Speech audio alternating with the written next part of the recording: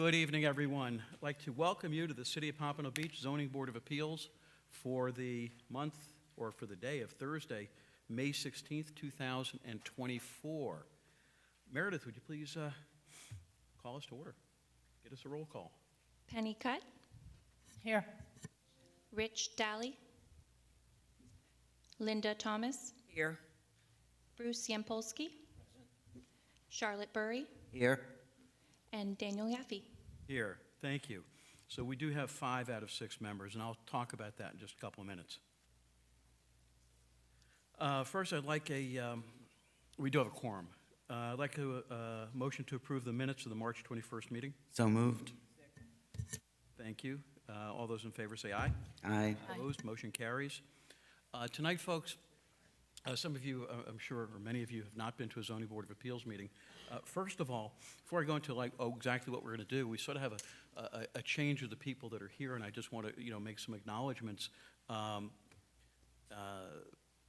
Martha Lawson, who had served the city and served our board for forever, and was wonderful, and many of you would know her, has retired, and because we didn't have a meeting last month, we couldn't see her for her last meeting. So tonight we have Meredith Rollins, who will be taking over. Never want to say replacing because it's a taking over and we go forward. So thank you for being here. Assisting her tonight is Bobby Atkins, who's from Planning and Zoning, because you may not know this, but you can't swear somebody in Florida, you raise your right hand, unless you're a notary public. I didn't know that, but Meredith's papers are in the works. So Bobby's going to be here to help her with that. And we have our usual cast, Scott Reale from the city, James Saunders, our legal advisor, the assistant city attorney, and a guest role also for Bruce Yampolsky as an alternative member and his first appearance here. So with that, why are we here? With this Zoning Board of Appeals, you're here because you're requesting a variance, special exception, temporary use, because you feel that your city doesn't quite fit the parameters that the code says. The 6 of us normally that are here, the 3 people, empty chair to my left, the 2 folks to my right, we're all city residents. We all serve with no compensation. And we're here to listen to your request for relief. When your case is called, I'll have you coming to that podium, introducing yourself, first, last name, spell your last name, address, and you need to tell me if you've been sworn in, which we'll do in a little bit. This is a quasi-judicial meeting, kind of like in court, where you're being sworn in to tell the truth. Then first, Scott will tell us the city staff report, and then you'll have an opportunity to present your entire presentation. If you have audio-visual, any type of other material, you can present that, bring in evidence, witnesses, etc. There is a public hearing, and I'll open it up to the floor to let people for or against speak. The board can ask questions any time, and then you'll have time for any closing comments. And because the most important thing we can do is to make sure that you get a full and fair hearing, if during any portion of it you have any questions, just ask me. Can't make your case for you, but I can help you, try to move the process. And as I say that, moving the process, first of all, I just want to mention and remind my fellow members that we need to file our Form 1 forms, disclosure forms that are due, I think, July 1st. Scott, am I correct on that? I'm not sure of the date, but yes, okay. Yes, July 1st. Okay, or as I like to say, ASAP. Yes. So you don't want the state hounding you for that one. Okay, I crossed that one off, Scott. Tonight we're in an unusual situation. We only have 5 members. We got a last-minute call from one of our members. It was a family illness, and just not coming in. So we were 5 members out of 6 members. Normally, you need to have 4 out of 6. 5 out of 6 votes. 5 votes out of 6 to be approved. It's still 5 votes for approval. So now you have to get all of us. It's unanimous. If one of us says no, you're gone. If And that's kind of the most direct way I can tell you. If there's 6 of us, you could always get, somebody says, hey, I don't like the project. The math is the math. For those of you, however, who are here for, and let me pull those up in specific.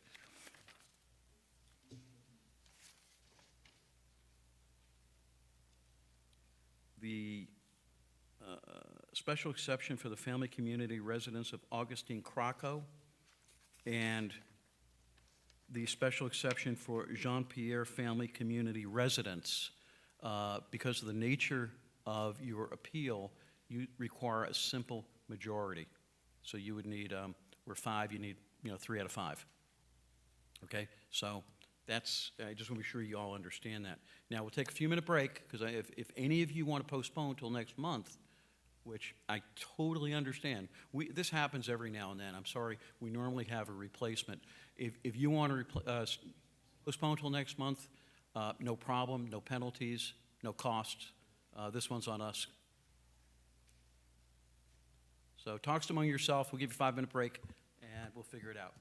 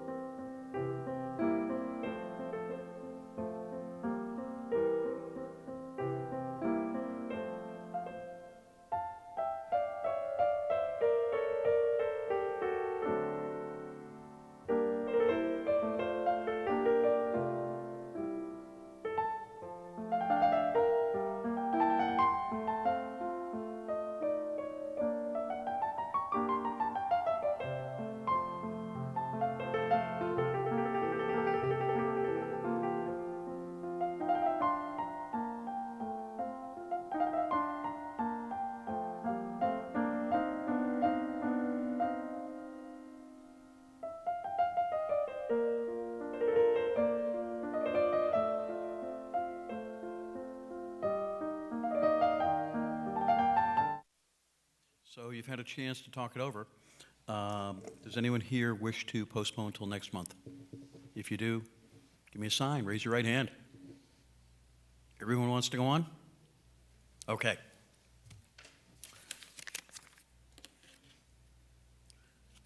Then I'm going to ask that all of you who are going to testify or think you're going to testify to please stand up and raise your right hand.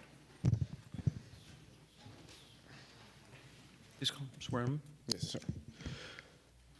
Do you swear or affirm that the evidence you're about to give will be the truth, the whole truth, and nothing but the truth? Yeah. Thank you. Thank you. May be seated.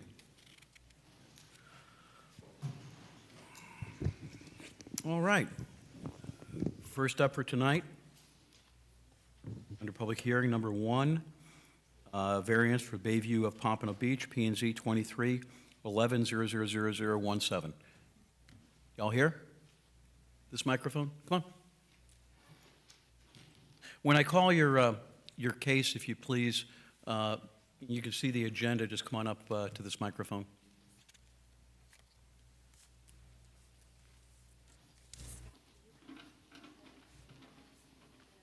It's in there, but yeah, you can just pop it in. But they have it on, they'll be able to live stream.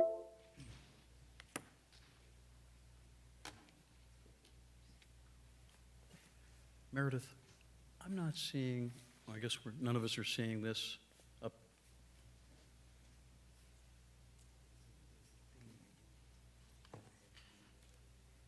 Thank you. Need to get back to the.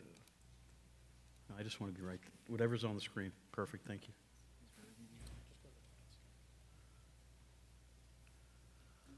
You ready? Hey, How are you? How's everyone tonight? Good. Good. My name's Andrew Ockerman, Ockerman, 2670 North Federal Highway in Lighthouse Point. We're the representatives for the Bayview property, Pompano project. Thank you. Have you been sworn in? Yes. Thank you very much, Mr. Reale. Thank you, Mr. Chair, and good evening, members of the board and members of the public. For the record, I'm Scott Reale with Development Services. The applicant landowner is requesting variances from the following provisions in the Pompano Beach Code of Ordinances.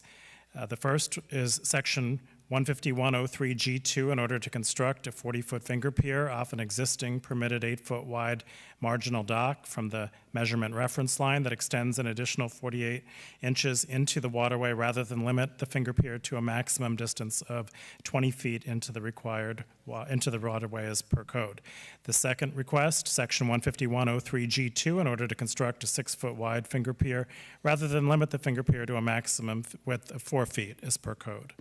And the third requested variance is from Section 15103G1 in order to construct a 30-foot by 6-foot marginal T-dock at the end of a 48-foot finger pier that extends a total of 54 feet from the MRL. Again, well, that's the measurement reference line. This is an additional 46 feet into the waterway rather than limit the dock to a maximum of 8-foot extension into a waterway as per code.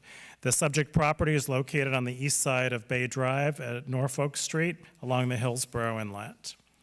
The project consists of reconstructing a previous structure destroyed by Hurricane Irma in 2017. The applicant's narrative states the proposed scope of work will be in the same footprint as the previous dock that was installed. Specific improvements include replacing existing wood piles and the framing and construction of a 40-foot by 6-foot finger pier extension and a 30-foot by 6-foot marginal T-dock. Letters of no objection to the project were provided from adjacent property owners, and pursuant to Chapter 15109B1, property owners seeking relief from the standards of Chapter 151 Beaches and Waterways must first go before the Marine Advisory Board for its review and recommendations. And that meeting took place last August 15th, 2023. The Marine Advisory Board recommendation memo is provided herein and provides a detailed review and analysis of the petitioner's request. The MAB memo finds that the proposed project is commensurate with the surrounding properties and recommends approval of the requested variance application.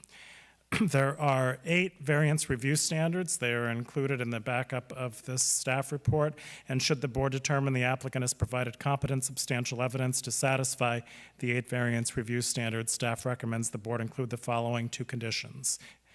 1, obtain all necessary governmental permits and approvals, and 2, substantial compliance with the plans submitted with this application.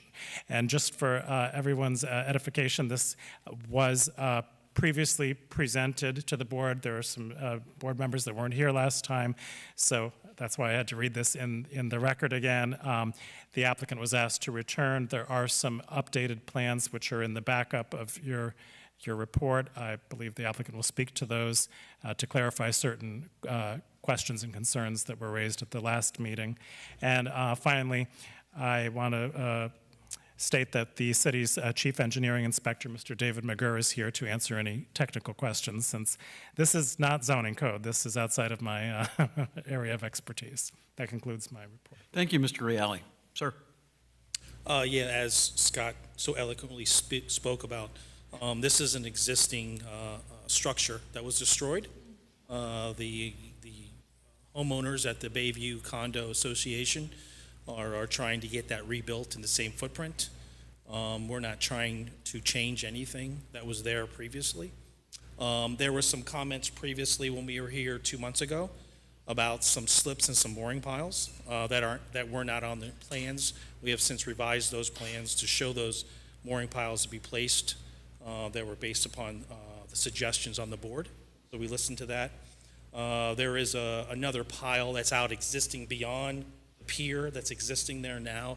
If you see there on one of the screens, we plan on removing that pile because it is beyond the scope that's allowed, even beyond this variance. So basically, it's what we talked about the last time we were here. We're still trying to do the same thing. We made the adjustments as requested by the board and hope that we could get the approval.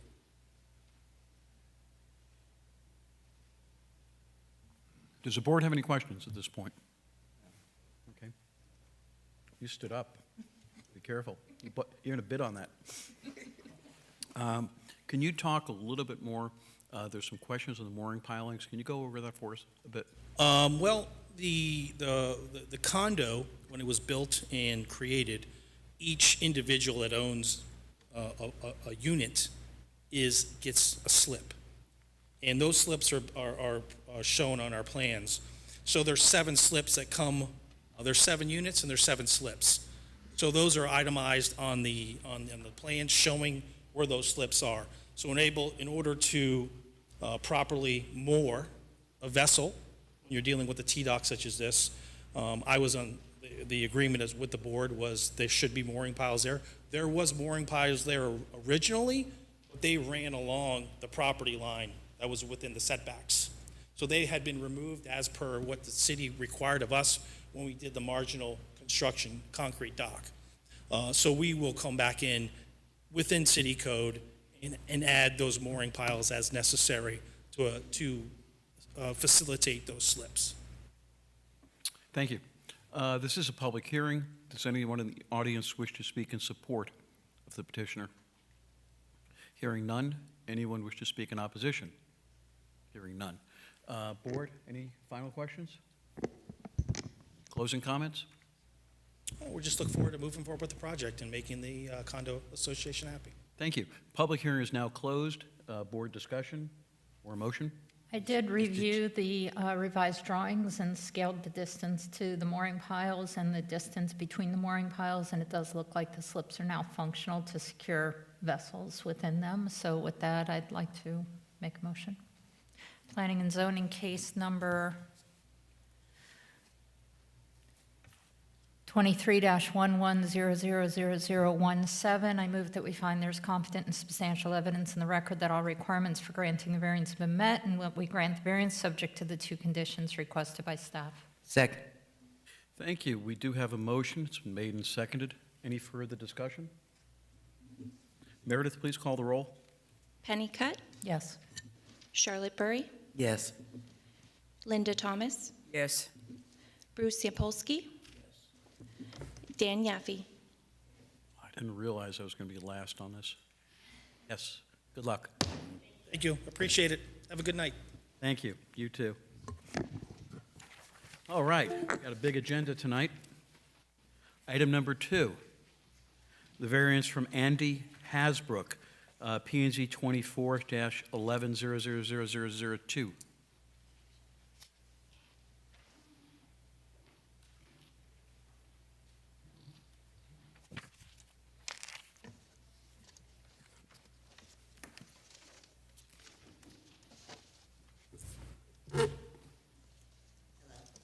Hi, guys.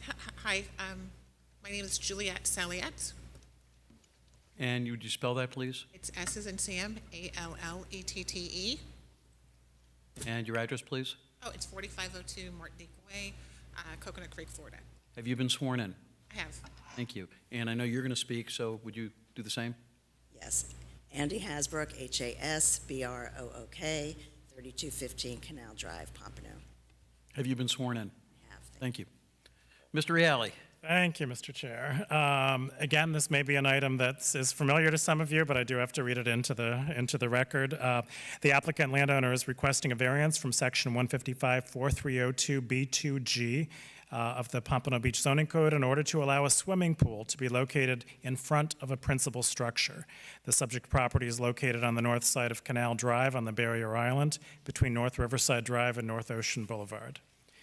The subject property was originally developed in the mid-1950s with periodic additions and renovations over the years. The primary structure has received building permit approval for total demolition, BP 23-6911. A separate permit for a new duplex is currently in plan review. That's BP 23-4375. And the plan proposes a swimming pool in front of the principal structure, set back approximately 38 feet from the front lot line, which of course is Canal Street. It's important to note the proposed location of the swimming pool is not located within what's known as the required front setback. The required front setback is the first 25 feet from the front property line. However, most accessory uses and structures, even if not located within a required setback, may not be located in front of a principal structure. This is the specific relief being sought. If the subject property was located on a corner lot or a through lot, the proposed pool location would be permitted by right. The applicant's narrative contends that the properties along this block are technically waterfront and that each property has an additional sliver of land and dockage rights on the south side of Canal Drive right-of-way. Because most waterfront homes have their swimming pools oriented towards the water, the applicant believes this to be a logical and appropriate location for a swimming pool and would offer more sun exposure. There were two code cases tied to the property. One is regarding unpermitted dock area construction. It's case number 2309003100, and one for vegetation overgrowth and property disrepair. That's case number 23-09002262. Both violations would likely be remedied in the future as docks and piles permits, which is BP 240755, was recently approved, and work associated with the aforementioned demo permit will nullify most of the violations. And we also have with us tonight Mr. Mario Sotolongo from Code Enforcement, who can speak to that in further detail if you have any questions. There are 8 variance review standards, and should the board determine that the applicant has provided competent substantial evidence sufficient to satisfy those review standards, the board recommends the following 3 conditions be added to the order.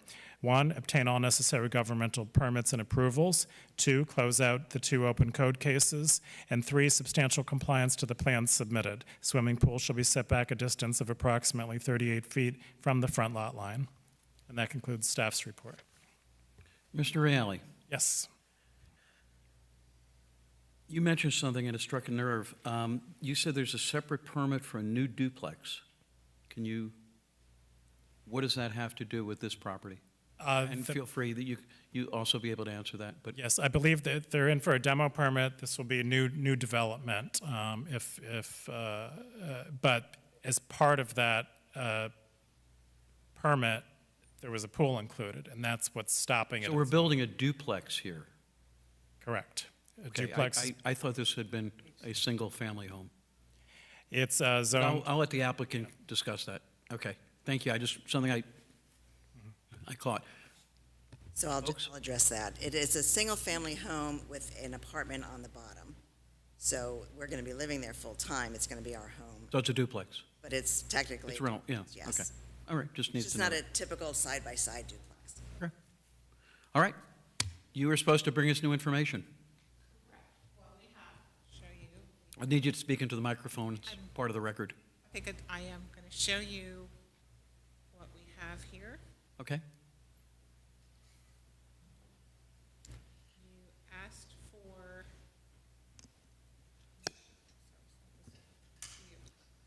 Penny, I think you were the one that actually asked for some of this, weren't you? Probably. Right. Okay, right. So you asked to see the pool in the back and what our arborist and our civil engineer did. They took the plans and the arborist gave us the dimensions of the tree roots. So you can see the larger circles. Those will be the diameters of the tree roots. And then the civil engineer put the pool in the back. He said it didn't have to be, beautiful, so it's a rendering. So we wanted you to be able to see that. So that is one of the things that you asked for visual to kind of sort of see where that would be. And I do want to, I know I was talking to Scott, and he had mentioned that landscaping had said that we were approved to remove the trees, and like full disclosure, we spent months and weeks in trying to get approvals for landscaping. We had already started this, okay, and to remove the trees will cost a significant amount of money for mitigation, to remove the trees. They really did not want us to remove the trees, they wanted us to keep the trees, so it was like, keep the trees, because the arborist had told us and initially that tree roots were, because Andy had just purchased the house, over the years, the trees were not maintained. So when you don't maintain your trees, the roots grow and whatnot. So the arborist had mentioned that we should remove the trees, but the city really, landscaping really was not a proponent of us removing the trees. So we went round and round, and then finally we're like, we're keeping the trees. Okay, we're keeping the trees. So just full disclosure, I don't want you guys to think that we weren't, you know, I know that that was like shared with you. That was not brought up the last time. But now you can see with the roots and with the pole and how that would look in the back. And You're talking about the site plan in the upper right corner? correct. Okay. Oh, okay, yes, sorry, yeah, I just want to be sure we're seeing what you want us to see. correct. So you can see the two circles, okay, and the two circles represent the diameters of the tree roots. So, and if you look and see the rectangle that's in between both of them, that would be the pole. So you can see that the tree roots, and it's just not a good thing. So you had asked for that, so that is what we gave you a rendition of that. And you had also asked for a couple of other things that were on the plans. We talked to our civil engineer, and we circled them on the information that was sent in, because it was there, we just didn't know where it was. And this is, you were asking about, Can you remind me what species the trees are? there's strangler fig, Okay. right? So, and like full disclosure, with the arborist, if we keep the trees, we do have to, Andy has to put a lot of work into making sure the roots are taken care of and pruned back and whatnot, just to make it look good, just to save the trees. So with everything and with the variance, we are doing what Pompano would want to keep the trees, okay? To mitigate the trees is like $30,000-$40,000. So not that she's spending a lot of money anyway, but that is a substantial amount of money just to mitigate the trees. So it does make sense to do what Pompano wants and to keep the trees and to do what it takes to preserve it. So, and then you had also asked for calculations of, what was it? Impervious. Probably the drainage calcs. Right, and the drainage is on our drainage plan. Just, ma'am, when you're speaking, just more into the Drainage is on microphone. our drainage plan, which was like also initially submitted. We just didn't know where that was. So it's impervious. If you can see on the left-hand side,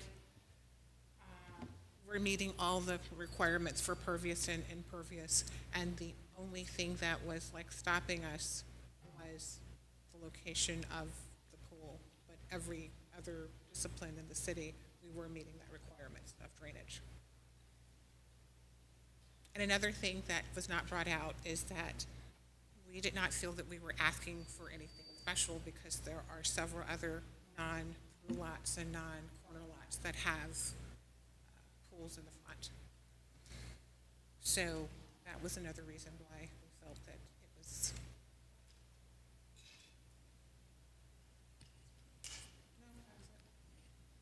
We have another drawing in there. I kind of want to walk you through real quickly. I won't take up a lot of time.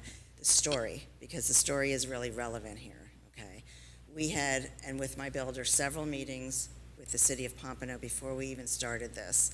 And we're told that we could put the pool in the front as long as it remained outside of the setbacks. So apparently, it's gone through 2 reviews. Nobody said anything. This last review that it was going through, they said, oops, wait a minute, that is incorrect information, you need a variance. So we built this whole property around that knowledge that we could, in fact, design the plans with the pool in front. We never intended to start this with the pool in front, frankly, but we went to our first architect, and the only way, because of the non-conforming lot size, that we can put the house, this isn't about the pool and then a house being built for the pool. This is the only way we can get the house to be in this non-conforming lot and still have a pool. The best design that we could come up with was building it the way we ended up building with the pool in the front, because if you look at this plan, this was the originating plan, and it was this convoluted build just to get, because the lot is very narrow, so we couldn't. Is this an empty lot that you're building on? I'm sorry? Is it an empty lot? It is now, it's been demoed. Thank you. Except for the trees. The trees are still there. So it was just recently demoed. And as far as the infraction, that's gonna be taken care of. Obviously, with the dock has already passed one of the inspections, so we're in the process of doing that. The vegetation, that should have been cleared a long time ago. I'm in contact with Monique on a regular basis, and as far as I understood, there weren't any outstanding except for the dock. But again, with it being demoed, I would imagine that just, I don't know if there's something I have to file to make that go away, but it's been taken care of. And again, the story is really important because we never would have gone into this had we known that we weren't going to be, just wouldn't have been automatically approved. So I just wanted to put that out there.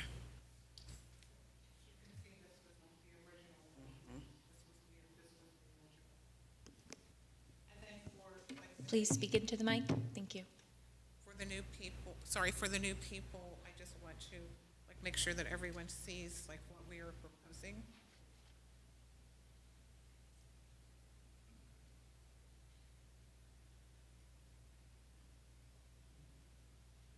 Okay, and these are renders. Okay, they're 3D. So, right, so they're 3D renders. And ours would be the pool in the front, obviously, that would be ours. And this is another render, and this is how it would look. You see there's a 6-foot tall fence around it, around the front. You can see the front and the side. It's all protected. It's all protected, and this is like an interior shot. So in terms of safety for the neighborhood, unless you came into the fence or the gate, you would not be the wiser that this existed. Can you go back to the render of the street, please? One more?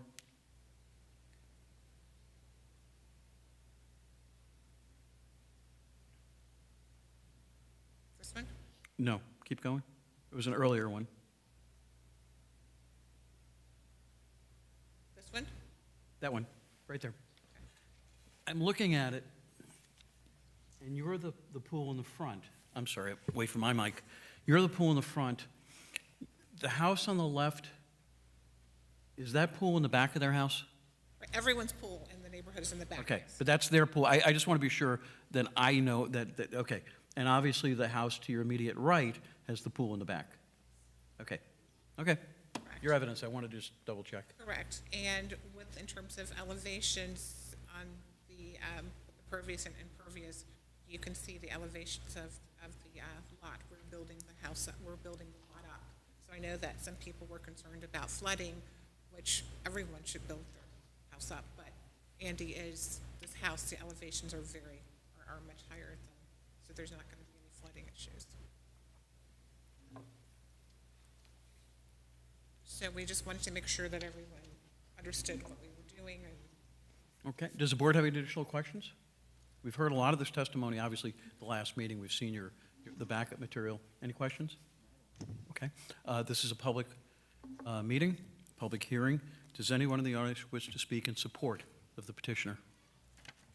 Hearing none, does anyone wish to speak in opposition?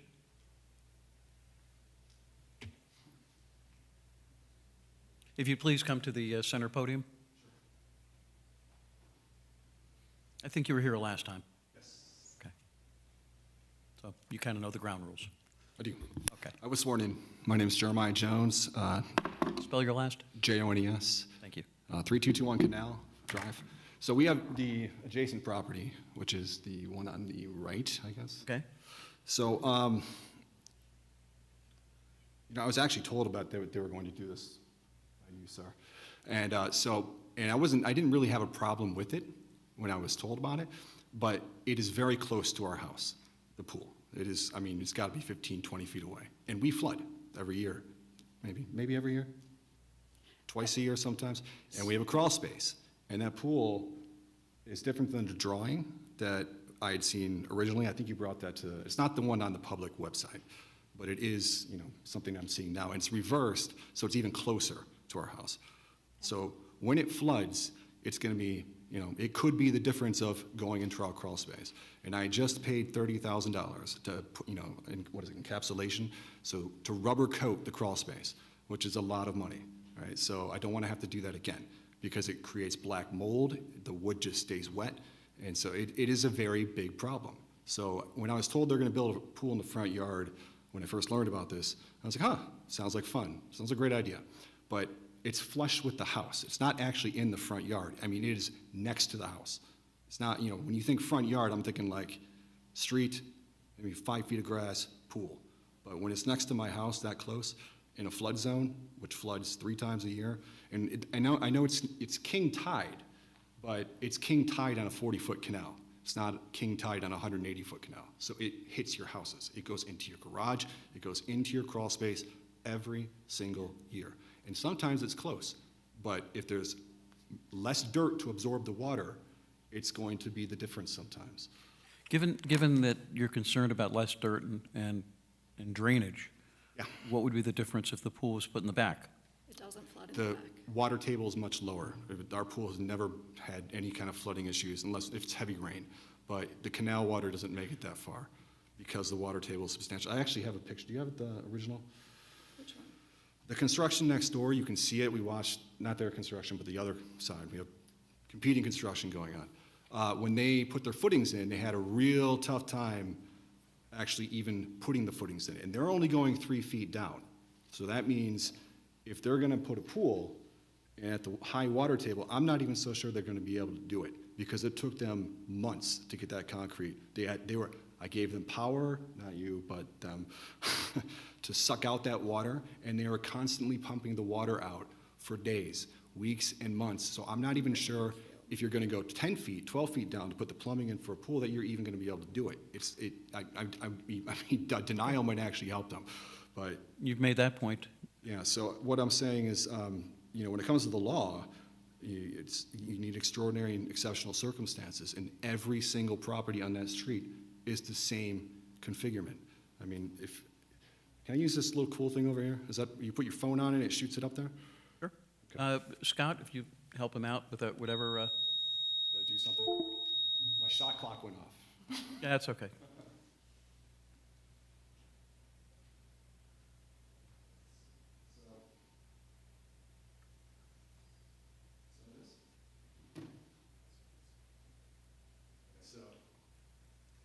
Every single. I'm going to warn you that you can barely see, well, actually, I can see it here better. See circles? When you, can you just, This was from your backup material. Yes, it's filed in the second projection, it's also filed in the first projection. Yep. So everybody has a pool in the backyard. Everybody seems to enjoy it, so, it's reasonable use of the property. Please speak into the mic. Thank you.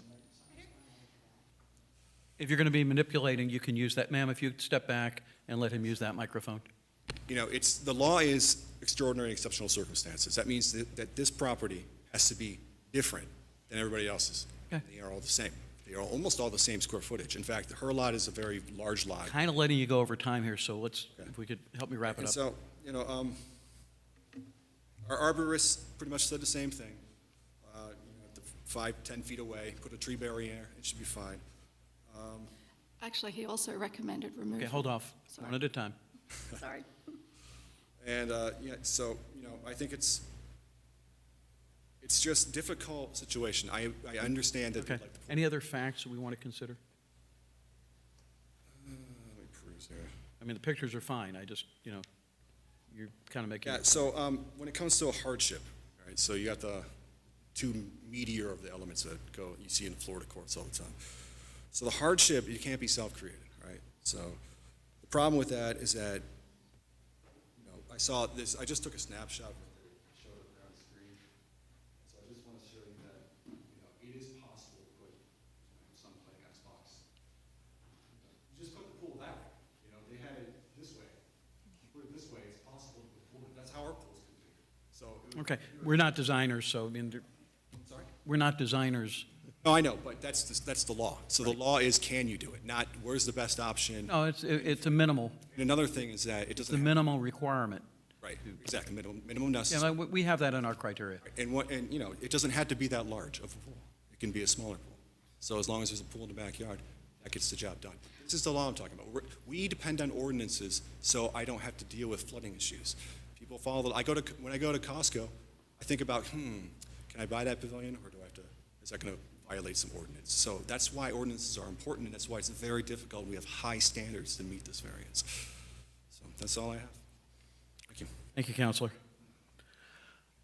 you have anything you really, really want to add? Very quick. I'll need your name, address, the whole thing. Nicole Jones, JONES, 3221 Canal Drive, and I just wanted to add. Have you been sworn in? Yes, I have. I just wanted to add our arborist actually agreed with their arborist in terms of removal of the strangler fig in the backyard, because we had someone come and survey our property as well. Because it's been severely topped right now, they recommended removal before it, becomes hazardous. We're all for Yeah, taking that so tree they, out. so they, Okay. they agreed. They agreed. Thanks very much for participating. Thank you. So can I address some of their comments? Yes, please do. So the pool. By the way, you do have the right to cross-examine them. You're not, but to question them. Rather they brought up some points, I just want to Fine. address those. As far as the pool, these are renderings, so where you're thinking the pool may go is not an exact replication of where that pool is going to be. So I don't want everybody to get hung up on a rendering of what it is, and then how close to their house it is. As far as the build, it's going to be built to engineering specifications. It's going to be raised properly, it's going to address all the flooding issues, just like any other build. The city of Pompano is very thorough in what they do and in reviewing these plans. So nothing is going to get built without permission from all the people that are looking over these plans. And third, it's not a correct statement that these lots are all the same. Our lot is narrower. And that's where the non-conforming lot comes in. If it was wider, we wouldn't be talking about this. But because it's so narrow and it's so difficult to build what we want, that was the reason we ended up trying to get the pool in the front, because it was the only way, like I said earlier, to design the house and still have a pool. So I just wanted to clarify a few points.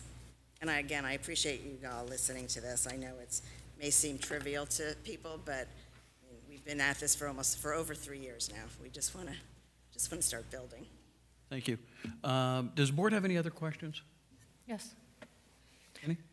One thing that I heard in the public comment was that the tree was topped. Do we have an arborist report speaking to the condition and health of the existing trees? I'm not going to take that now with not having it available to the board, unless is it in the backup? Yes, it was part of the backup of the. In that case, it's public record. Yeah. Yeah, I think we should take a look at that real quick, the condition and health of the existing trees. What we plan on doing with the trees with our arborist, we have to, if we're keeping these trees, the arborist has to work with us and work with our tree cutting company to trim the trees back, because they have not been maintained. They have not been maintained at all. Do we know the last time they were topped? I think when I first bought the house, Into the microphone, please. I don't remember the date, but when we first. About how many years? I bought the house 3 years ago, so it's just soon after that. They're in the wires. They're stragglers. They need to, ultimately they really should be removed, but, we're trying to compensate with Pompano saying don't remove the trees. So it's been sort of, a trying situation for us to comply, but at the same time knowing what really needs to get done. we do plan on working with the arborist. We're trying to save the trees. So if we keep the trees, they will be topped, and then he will work Okay. with us and pruning the roots. That's what he said. Scott, did you want to say something? Yeah, just a point of clarification. I did speak with the city's urban forester, and he clarified that we never said don't remove the trees, remove the trees. They said if you're going to remove them, then you mitigate for them. But there was no mandate one way or the other that you have to keep them or they have to go. That's accurate, except it was impressed upon us that Pompano likes to keep. You know, we prefer testimony than impression. Okay. Anything else? Any closing comments? All right, public hearing is closed. Board discussion, do we have a motion? One Mr. of my motion Chairman, makers here? Mr. Chairman, Yes, ma'am. in planning and zoning case number 2411000002, I move that we find that there's competent and substantial evidence in the record that all the requirements for granting the variance have been met, and that we grant that variance subject to the 3 conditions requested by staff. Do I have a second? Second. Thank you. We do have a motion made and seconded. I'm going to make a comment here. I don't see this as a something I'm going to approve. One of the standards is there's something really extraordinary here, and there's really not anything really extraordinary. It's another lot. The extraordinary conditions are what the owners want to do with it, and that is to put a pool in the front. If the pool wasn't going in the front, we wouldn't be here. And the justification is because there are trees in the back. And we've heard that the arborist says we can move the trees. So you need to have a justification in order to have this. And the property's normal. There's nothing unusual about it.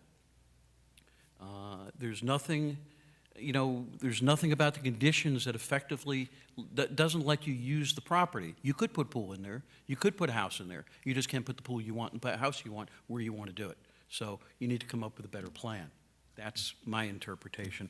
But I'm looking at the date of this arborist report, and it's from April 15, 2024. I don't think we had this report at the last hearing on this case. One thing that jumps out at me on the arborist report is that the strangler fig was severely topped and is not a healthy specimen. And the arborist recommends removing it before it regrows its top and becomes hazardous. Trees that are repeatedly topped basically grow in very dense and become a hazard in hurricanes of being uprooted and causing severe damage when they topple. They kind of form a sail with their dense branches. So my recollection is the main reason for this variance is to protect the trees and avoid impacting the trees. The gumbo limbo appears to be in a better condition based on this report. thanks, man. Any other comments? Please call the roll. Charlotte Burry, No. Penny Cutt, No. Linda Thomas, No. Bruce Sampolsky, No. Daniel Yaffe. No. I'm sorry, you're denied. Can I just ask a favor? As we revise the plans? If you want to talk to Scott, please do it offline. Okay. Thank you. We all good? Anybody want a break? Good. All right, item number 3, temporary use. PBDIX LLC, it's PNZ 24-15-00003.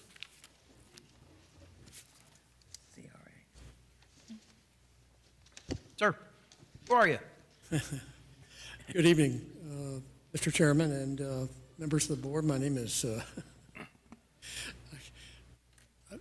to your right, sir, is a woman I haven't seen for has it been years? Oh, it's so good to see you. My name is Chris Brown. I'm a redevelopment consultant here in the town of Pompano Beach.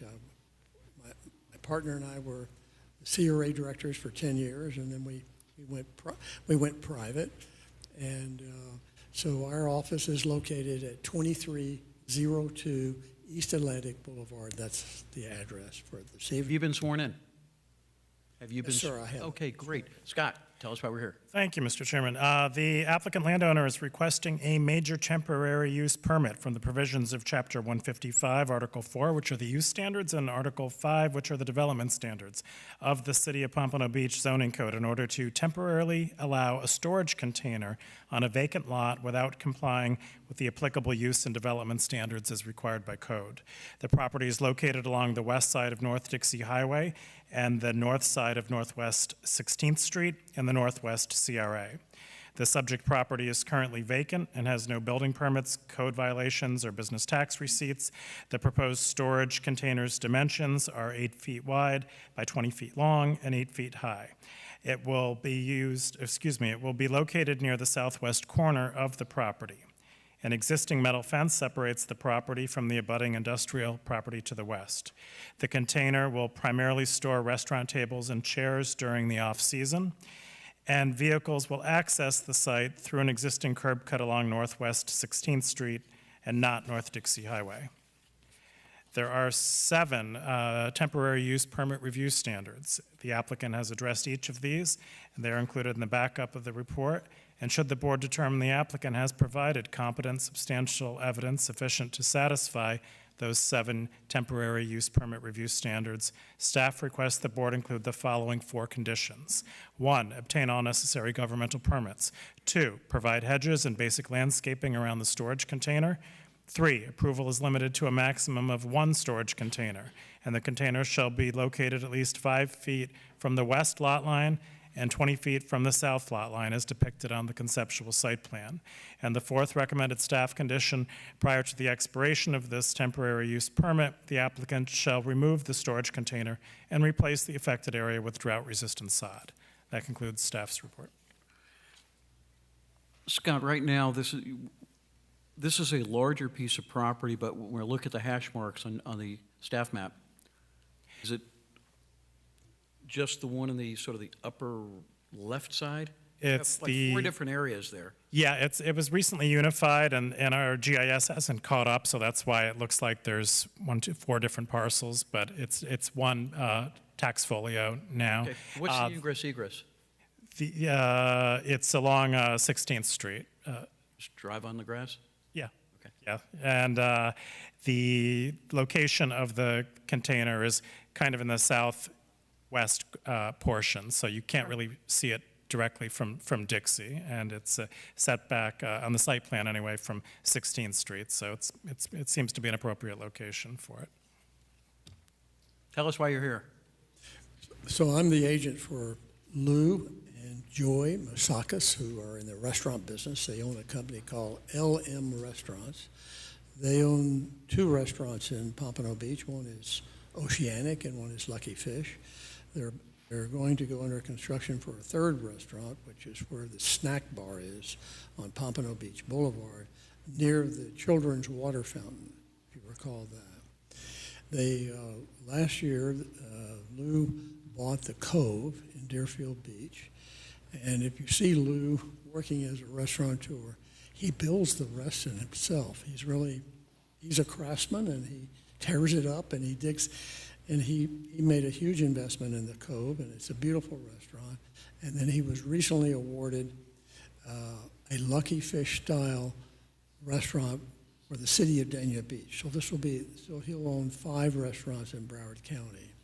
He's a prolific, he and his wife are a prolific restaurateurs. They're from North Carolina, and they own over 30 restaurants. But the reason that Lou needs this is he currently has the container at the Cove, and he's finished the construction of the Cove, and he wants to move it over to this property. His intention for the property is to actually buy additional property, and so I'm working with him as his agent for that, and he wants to build a building there, and he will then eventually store the winter furniture, that's chairs and tables, in that facility after he builds it. So this property is only 1.6 acres, so he's asked me to go look at the adjoining properties, and we've called them. And so we're working on that now. So this is definitely a temporary use. We'll make the container we'll make it disappear as much as possible, and we'll do it with landscaping. And we will install an irrigation system so the landscaping doesn't die. So anyway, I think it's definitely a temporary use, but it's for a good purpose. And it's restaurants during the winter have a problem. They have more business in the winter, and they have to bring in chairs and tables, and that's just what this is all about.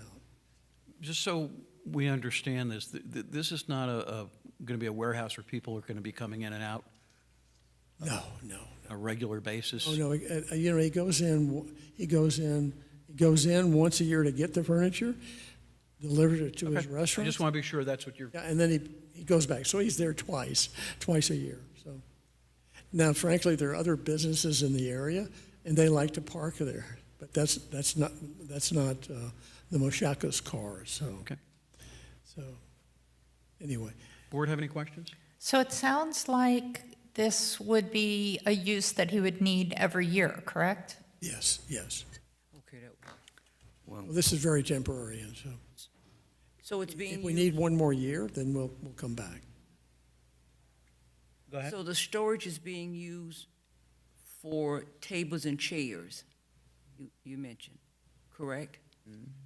What your storage is being used for? The storage container is used to store he's a restaurateur, to store the tables and chairs, extra tables and chairs he needs for the winter demand.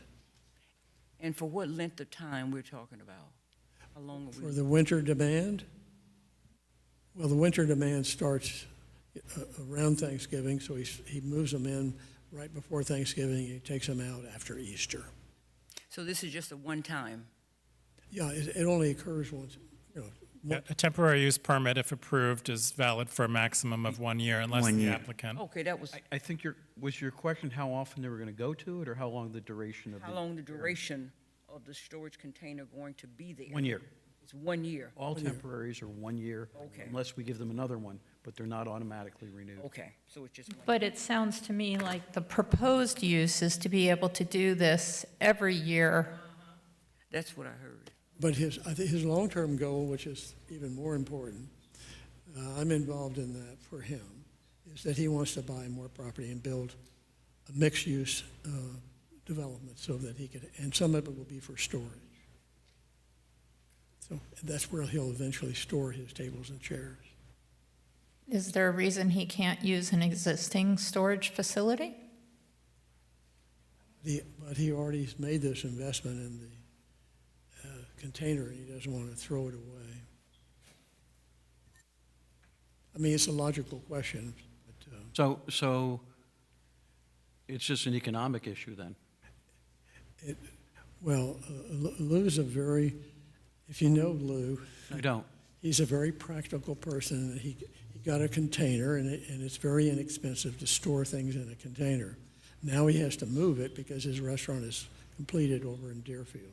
So he bought this property, and then he decided he would like to move the container there temporarily. So Instead of, okay. he'll eventually do what you suggest. Go storage facility. Chris, does he realize that this temporary use permit is only for 1 year? Yes, ma'am. And that he'd have to come back in again next year? Okay, thank you. This is a public hearing. Does anyone in the audience wish to speak in support? Hearing none. Anyone in the audience wish to speak in opposition? Hearing none. Meredith, I'm just looking, just want to double check to see if we have any correspondence. No, sir. We do. Let's see. No. No correspondence. No correspondence. Nope, that's good. No correspondence. All right. Board have any additional questions? I don't, but I'll do the motion. For what? No, I don't have any. Okay, great. Closing comments. Well, I think it's definitely a temporary use, and if we have to come back in a year, that'll probably be the only time we do. Thank you very much. Public hearing is closed. Board discussion or a motion? Mr. Chairman, Yes, ma'am. in Planning and Zoning Case Number 2415000003, I move that we find there is competent and substantial evidence in the record that all the requirements for granting a special exception have been met, a temporary use permit have been met, and with the 4 contingencies as required by staff. Second. Thank you. Board The motion is discussion. made and seconded. Charlotte, I'm sorry, somebody else speaking? Forgive me. The motion is made and seconded. Any further discussion? Yes. It sounds to me like the proposed use is intended to be used on an annual basis until, at some point in the future, possibly a multi-use facility is constructed somewhere.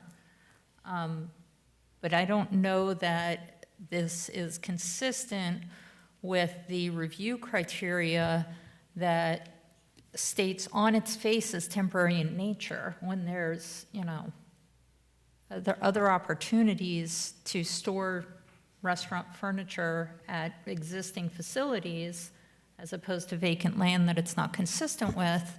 And, some future potential development may be utilized when there are options to store furniture elsewhere.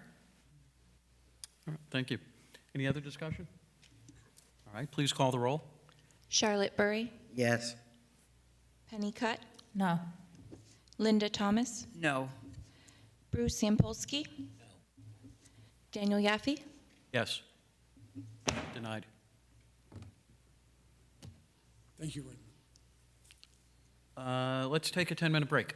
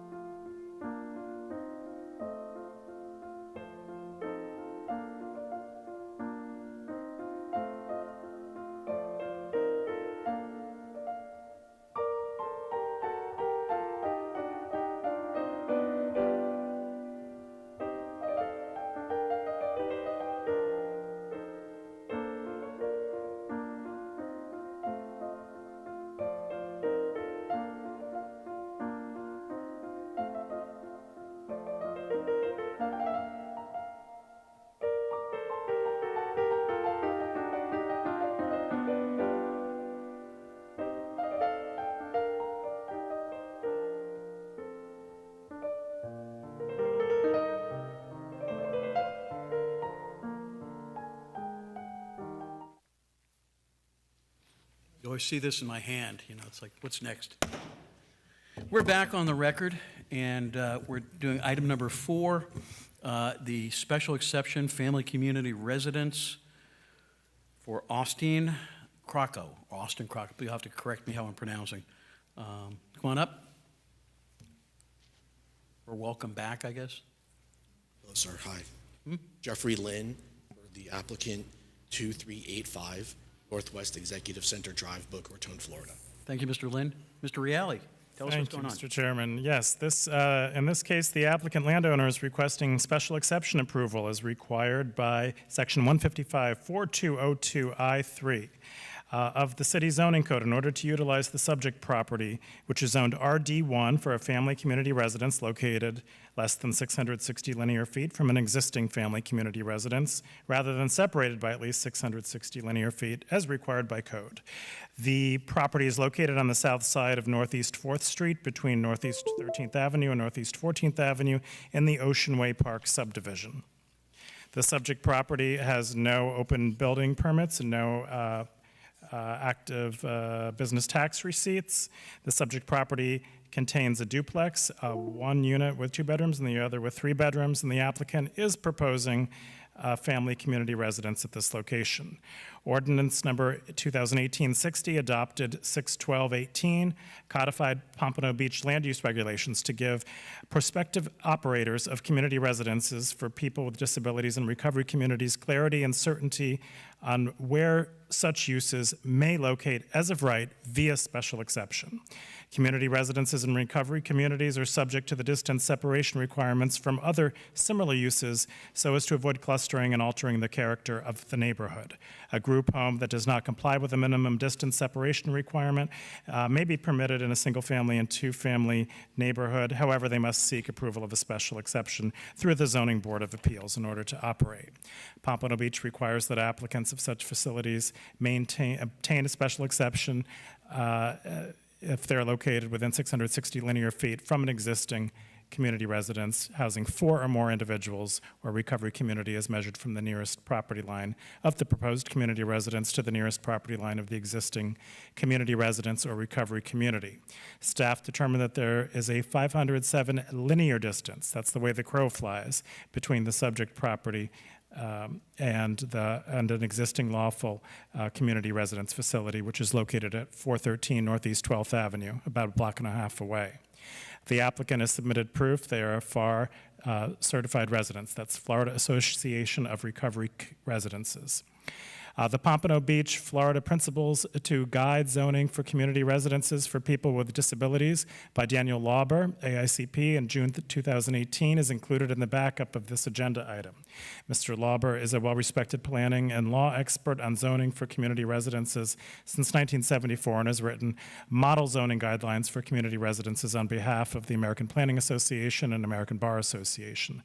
This study was approved and accepted by City Commission, a Resolution 2018-99, later Resolution 2018-178. And the impetus was and framework for the aforementioned ordinance that codified community residence regulations in Pompano Beach. Following are a few of the pertinent findings in the study, particularly as they relate to separation between similar facilities. The study states that when community residences are allowed as a permitted use, it is most reasonable to imposing a spacing distance between community residences that keeps them about a block apart in terms of actual walking distance. That's 660 feet, which is the typical length of the typical American urban block. Goes on to say the proposals to locate another community residence so close to an existing one warrant the case-by-case consideration. If the operator of a proposed community residence wishes to locate within the spacing distance, then heightened scrutiny of the special use permit is warranted. Generally speaking, the existing social structure of a neighborhood can accommodate no more than 1 or 2 community residences on a single block face. The research strongly suggests there is a legitimate government interest to assure that community residences do not cluster. Although 2 community residences separated by at least several other houses on a block produce no negative impacts, there is very credible concern that community residences located more closely together on the same block, a block or on more than two on a block can generate adverse impacts. And interaction with neighbors without severe disabilities is an essential component to community residences, and one of the reasons planners and courts long ago recognized the need for them to be located in residential neighborhoods. Their neighbors serve as role models, which helps foster the normalization and community integration at the core of community residences. As the courts have consistently concluded, community residences foster the same family values that even the most restrictive residential zoning districts promote. Family community residences comply with the purpose statement for each of the Pompano Beach zoning district that allows the residential use. As part of their narrative and justification, the applicant has incorporated and referenced many aspects of this study. And included in the backup of this agenda item is a May 15, 2018 memorandum from Daniel Lauber titled Tips for Evaluating Special Exception Applications for Community Residences and Recovery Communities Located Within the Spacing Distance. This special exception was previously denied by the board on January 18th of this year. However, the applicant formally requested a rehearing, which the board granted on March 21st. Subsequent to the initial denial and furtherance of the city's position, the city re-engaged the services of Mr. Lauber to supplement his initial report and to clarify the zoning requirements and processes for evaluating community residences. The February 19th, 2024 memo from Mr. Lauber is provided in the agenda backup, and the updated memo encourages flexibility when looking at spacing distances between two community residences. Specifically, decision makers should consider two types of measurements. One, the airline route, or as the crow flies, which is currently in the zoning code, and two, the public pedestrian right-of-way, which is the actual distance somebody would have to walk to get from one community residence to another. And toward that end, 4 development services staffers were tasked with determining the walking distance between the two facilities. Again, 1302 Northeast 4th Street and 413 Northeast 12th Avenue, using Google Earth and Broward County Property Appraiser measurement tools. The results varied, but the mean distance was determined to be 668 feet. The definition of a family community residence states the intent is for residents to live in a family community residence on a long-term basis, typically a year or longer. Conversely, a transitional community residence is one that provides temporary living arrangements for 4 to 10 unrelated people with disabilities on a limited length of tenancy, less than a year, that is measured in weeks or months and determined in practice by the rules, charter, or other governing document of the community residence. A community residence for people engaged in detoxification is an example of a very short-term transitional community residence. Again, the applicant is seeking a special exception for a family community residence, so the expectation and requirement involves long-term tenancy of its residents, and the applicant's narrative affirms this intent. Moreover, the applicant's narrative states here that no treatment or clinical services in any form at the property, and it will be used exclusively as a recovery residence. Staff finds the proposed family community residence use appropriate and compatible with the neighborhood. If the code allowed distance separation between such facilities to be measured using actual streets and sidewalks rather than the way the crow flies, a special exception would not even be required in this case. And unlike almost all other applications heard by the ZBA, a special exception for a community residence requires only a simple majority vote rather than a supermajority vote. Tonight there's 5 members. That means you need 3 out of 5. Moreover, there are only 2 review standards to consider when a community residence seeks special exception approval because of this separation requirement. Those standards are included in this report, and the applicant has addressed each of them in their narrative. Should the board determine the applicant has provided competent substantial evidence sufficient to satisfy those 2 special exception review standards for community residents, staff requests the board include the following conditions as part of the order. 1, obtain all necessary governmental permits and approvals, including an approved community residence certificate and a BTR for a rental property. 2, maintain FAR certification. 3, changes or alterations to the composition of the resident population and/or the lease agreements for a term of less than 1 year would require a new special exception approval. 4, approval is strictly limited to a family community residence, and changes to the operation of a transitional community residence would require special exception approval. And the last recommended staff condition, substantial conformance to all applicable zoning code standards. And that concludes staff's report. On one breath, I know that was a long one. take it from the top. Mr. Lynn, tell us why we're here. Again, I don't want to repeat what Scott just said, but I'll summarize it so we can really be succinct and efficient with your time this evening, as you know, and thank you. We were before you on January 18th. My client owns sober living residence at this location and has had occupancy. There are 3 people living in each side of the duplex already and always have been, because that meets the definition of family. So anyone living together in sobriety can live in any home within the city without any approvals required, so long as you meet the definition of family, which is no more than 3 people. If you want more than 3 people, then you fall into the definition of community residence. And then you have these standards that get applied. We talked last time that there's initial 2 standards to determine length of occupancy, residency. If it's long-term, then they're allowed to be in single-family neighborhoods. If they're short-term, then they're more appropriate for multifamily neighborhoods. The second question is whether they're FAR certified by the state delegated or appointed agency, Florida Association of Recovery Residences. They have been for a long time. Last thing was, well, are they within the spacing limitation? And so that's where I think the board got a little, we all got a little confused. And I think that what happened, I believe what happened, is that Dan Lauber was then asked by the city to clarify, because there was information that we had that he had in fact changed the way these applications are to be analyzed. So I want to go over that really briefly and the city's conclusions, and then I don't want to have to rehash the prior hearing. I want to, at least for the record, incorporate everything that's there from before here, so we can just pick up where we left off. I'll do for the newer member, I'll do a little refreshing memory, but we'll do it really fast. So again, we're talking about these 2 properties. To the right is the property for Mr. Crocco, and you'll see to the left the existing property that's run by Patrick's Place. These are both FAR certified recovery residences. And so let me be clear, whether it's approved or not, there is a recovery residence there lawfully right now that's FAR certified. They're allowed to be there because they have 3 people per dwelling unit.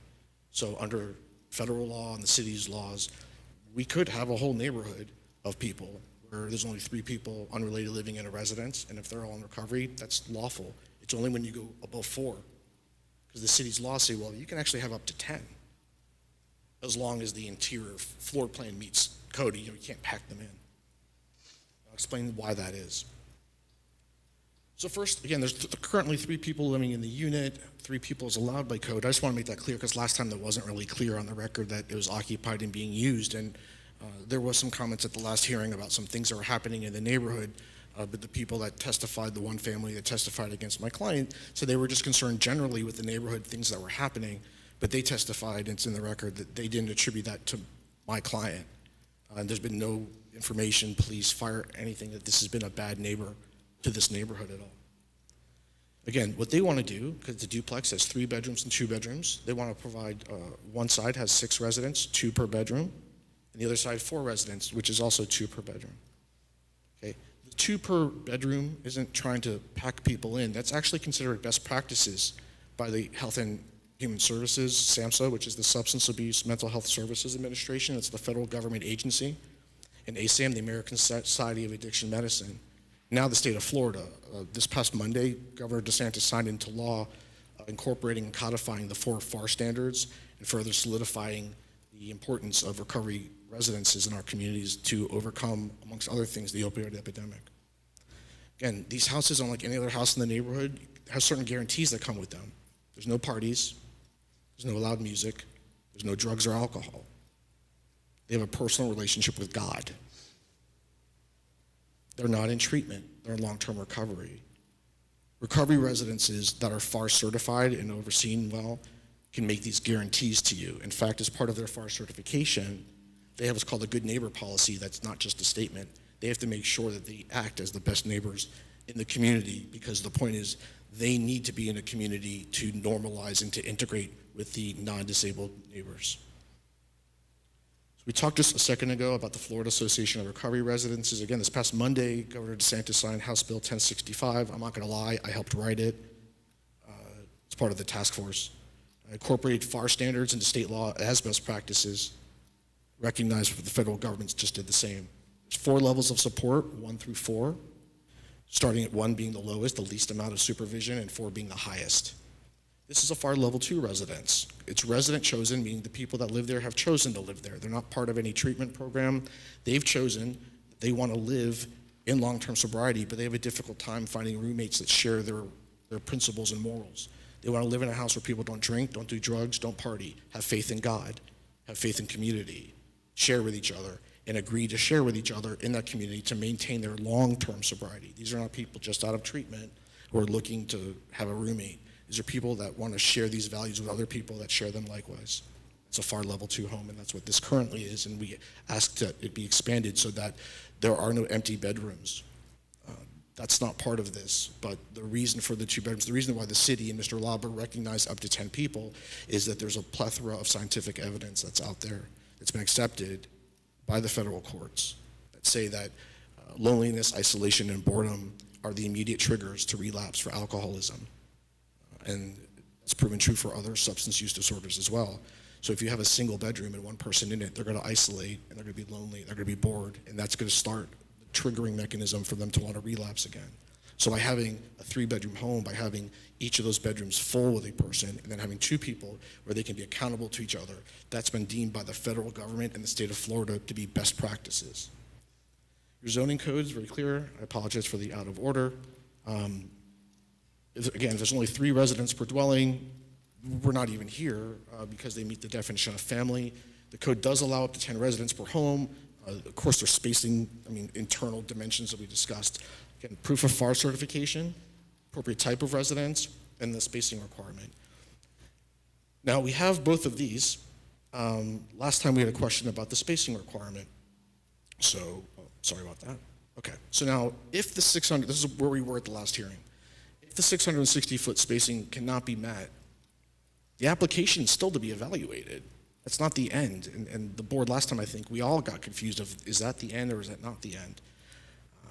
According to Mr. Lauber and your code, no, and the Fair Housing Act and the American with Disabilities Act, that cannot be the end. It would be illegal for that to be the end. Then we start going through the special exception criteria, which we talked about last time. And it's really not a subjective determination. I thought I heard something. I apologize. I heard my own echo off myself. I apologize, Mr. Chair. This is not a subjective I'm glad you said that because I heard that before. We're not the only ones. Okay, so we're not the only ones hearing voices? Is that what you're saying? I won't comment to that, but at least we heard echoes. Just because I'm crazy doesn't mean there's a conspiracy, that thing. So the law really strongly pushes governments to err on the side of approving the home if you can. We got kind of stuck on like hard and fast rules last time. And so there, I looked in the minutes, I watched the hearing to see, what happened, and these are just some comments. We all misunderstood, didn't apply the right standards correctly. We applied the 660 spacing requirement as a hard and fast rule without exception. We didn't really look at the standards. And so doing so according to the law, by us doing that, probably maybe violated the Fair Housing Act. So we're trying to, and so the purpose of this hearing is to try to avoid violating the Fair Housing Act and the ADA by granting an approval if it's approvable, if it's able to be approved. So these are some comments that came out last time. Quoted, it's without exception too close to another family community residence. What if someone decides to trespass across another's property?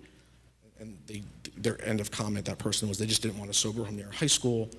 Another comment, a line has to be drawn somewhere for the separation between these types of facilities, and that line was drawn, and there's no reason why we should infringe upon that line. Again, a hard and fast, instead of a flexible way of approaching it, more of a hard black and white way of looking at it. And then the last comment was it took a long time to come up with that 660 feet distance separation requirement, and to cut that short would be moving backwards. Again, statements that would lean towards an impression that 660 was viewed as a hard and fast rule as opposed to just a guidepost. And that's when Mr. Lauber came in and commented on that, said, no, he said it before and he restated it in his most recent memo to the board. The radius map is only an initial determination. It's first level review. And Mr. Saunders actually brought this up in the motion for rehearing. The initial map, when we first come to the city and they look at a map and they say, oh, I forgot what staff, the GIS was the first time, 507 feet maybe, line to line, as the crow flies. So that's an initial, that's the first tier review. Then the city is supposed to actually get on the ground and measure it and determine whether it's actually within 660 feet, because residents don't teleport between buildings. They don't fly on drones. They have to walk there. And the purpose is to try to keep these residences sufficiently separated from each other so that they can incorporate themselves into the community, so they can meet people just like yourselves as their neighbor and learn from you how they can be better residents in your community. If the theory is if they're all living together in a block, they're not learning from you, they're just learning from each other, and then that creates a little de facto social service district, a little cluster there. So he said, Mr. Lauber, when considering a special exception to the permitted use distance, the as the crow flies radius is no longer a factor. He said that in his study. He said that in the memo to the city back in May, and he just stated that again this February 19th, 2024, his updated memo, which is back in your backup. I assume you reviewed it.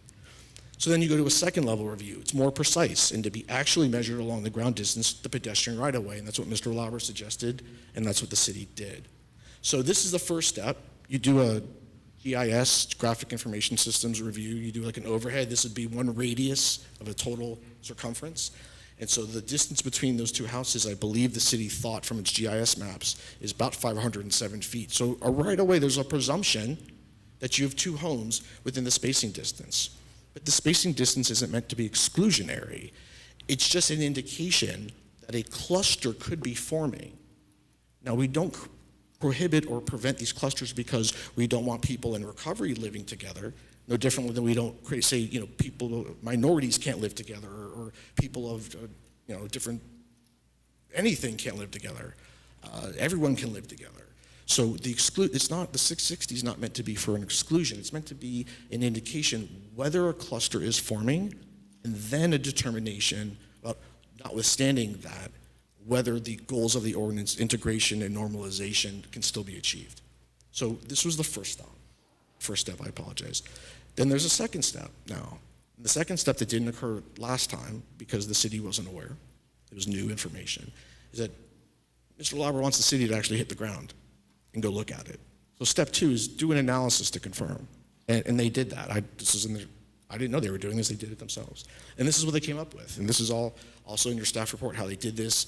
I don't think there's anyone from the city to testify as to what they actually did, but it's all in the backup. The maps they did, everything that they did shows that all of them, except for one single measurement that came up at 603 feet, every single measurement is above 660 feet. Oh, sorry, there's two. There's one at 659 feet and 0.84 feet. But overall, the measurements far exceed the minimum 660 feet, and if anything, they say the average is 668. It could be as high as 726 or 750 or 764, depending on how you measure it. Because there are no guidelines in your code specifically how to measure it, the city did it all these different ways and came to this conclusion. And so that's what Mr. Lauber asked for with regard to how to determine whether a house actually creates a cluster in a neighborhood. So under the code then, we have FAR certification. It's a family community residence, which is allowed in single family zoning. We meet the spacing requirement. So really at this point, and that's what staff report alluded to, item 14, so staff finds the proposed community residence use appropriate and compatible with the neighborhood. If the code allowed distance separation between such facilities to be measured using actual streets and sidewalks rather than the way the crow flies, a special exception would not even be required in this case. So, I had recommended to the city going forward that perhaps when you have a home that's initially within the 660, that maybe before we have to waste everyone's time and come here and do hearings and rehearings, that if the city could measure it and determine that it's outside the 660 in actuality, that they administratively approve it. So we're not doing this and bothering you and bothering everyone else, but this is the process it is now, and that recommendation has been given up the chain. But let's assume for 1 second, that the city measured it and we're still less than 660 feet, which we're not. We're above it. That's de facto. We meet that standard, it has to be approved. But let's assume for 3 seconds that we weren't. The board, the city, still has to evaluate the criteria special exception use, which is what we went over last time, because last time we didn't have an actual measurement. So we talked about last time, this is the second analysis. So the two things you need to prove is that what you're doing is going to not impact the normalization and community integration of the residents and doesn't form clustering. Basically, as I said before, the goal is to have the disabled live next to or near people without disabilities by preventing a cluster. We don't want these people to form a clique, so to speak, like they would in high school. We want them to space out, integrate, meet other people, so you can meet them as well, so any stigma, prejudice, or stereotype can be eliminated. That's the goal of the American with Disabilities Act of 1990. It's a case-by-case analysis. Again, if there's no clustering, then the normalization and community integration problem is resolved, if there's no clustering. So this is from Lauer's a study that the city paid for. This is his graphic, what he's talking about. He says the existing social structure of a neighborhood can accommodate 1 or 2 community residences on a single block face. And as Scott mentioned, Mr. Reale, the typical American block face is 660 feet long, without measuring it. So if you can have 2 homes on a block face, meaning the same block face, and they're at least 660 feet from each other, then they're permitted as a right. I bring that just to your attention because the homes we have here, the 2 homes are not even on the same block face. There are no other recovery residences on the same block face as both of these homes. They're separated by multiple blocks and over 9 lots. We now know that it's greater than 660 feet. And according to Lauber, in all of his studies and everything we've introduced into the record that the cities paid their expert to say, or not to say, but to opine upon, he said the proposed residence will not impact the normalization or community integration of either, because it doesn't create a cluster. This does not create a cluster. De facto does not create a cluster, both by space and in reality, by looking at the standards. So again, we go back to when we have FAR certification, we meet the type, we meet the spacing, and through all the evidence we introduced at the last hearing, we met all of the standards for non-clustering and normalization and community integration because they're nowhere near each other. We said we've met the standards for the 660, and on top of it, we met the standards for special exception, which we would argue for the record we don't need to meet because we're beyond 660 feet, and that should be it. The only analysis would be is, and I'll leave with this thought, is if the houses were back to back with each other and you had to walk around the block and that was 1,000 feet, but you can talk back to back, that's a different scenario. Absolutely. That's not what's happening here. You have houses that are well over 660 feet from each other. They don't know each other. My client's here. He can testify if you want, but he'll tell you, and as an officer of the court, they don't interact with this other house, and this other house they didn't even know they were there until this hearing popped up. So there's going to be no interaction between the two. So the hope, the policy of integration can be achieved because they're not walking to each other's houses just to spend time with each other. That's not what people in recovery do. They're there to normalize and get back with their lives. They're not there to form a clique with other people. They go to meetings for that. That's where they meet each other. So that's really the sum and substance of my presentation. Again, we spent a lot of time last time, the last 2 hearings. I figured to open up the questions rather than just keep talking. Thank you. Does the board have any questions at this time? No? Okay. This is a public hearing. First, I'll ask if anyone here wishes to speak in support of the petitioner. In support?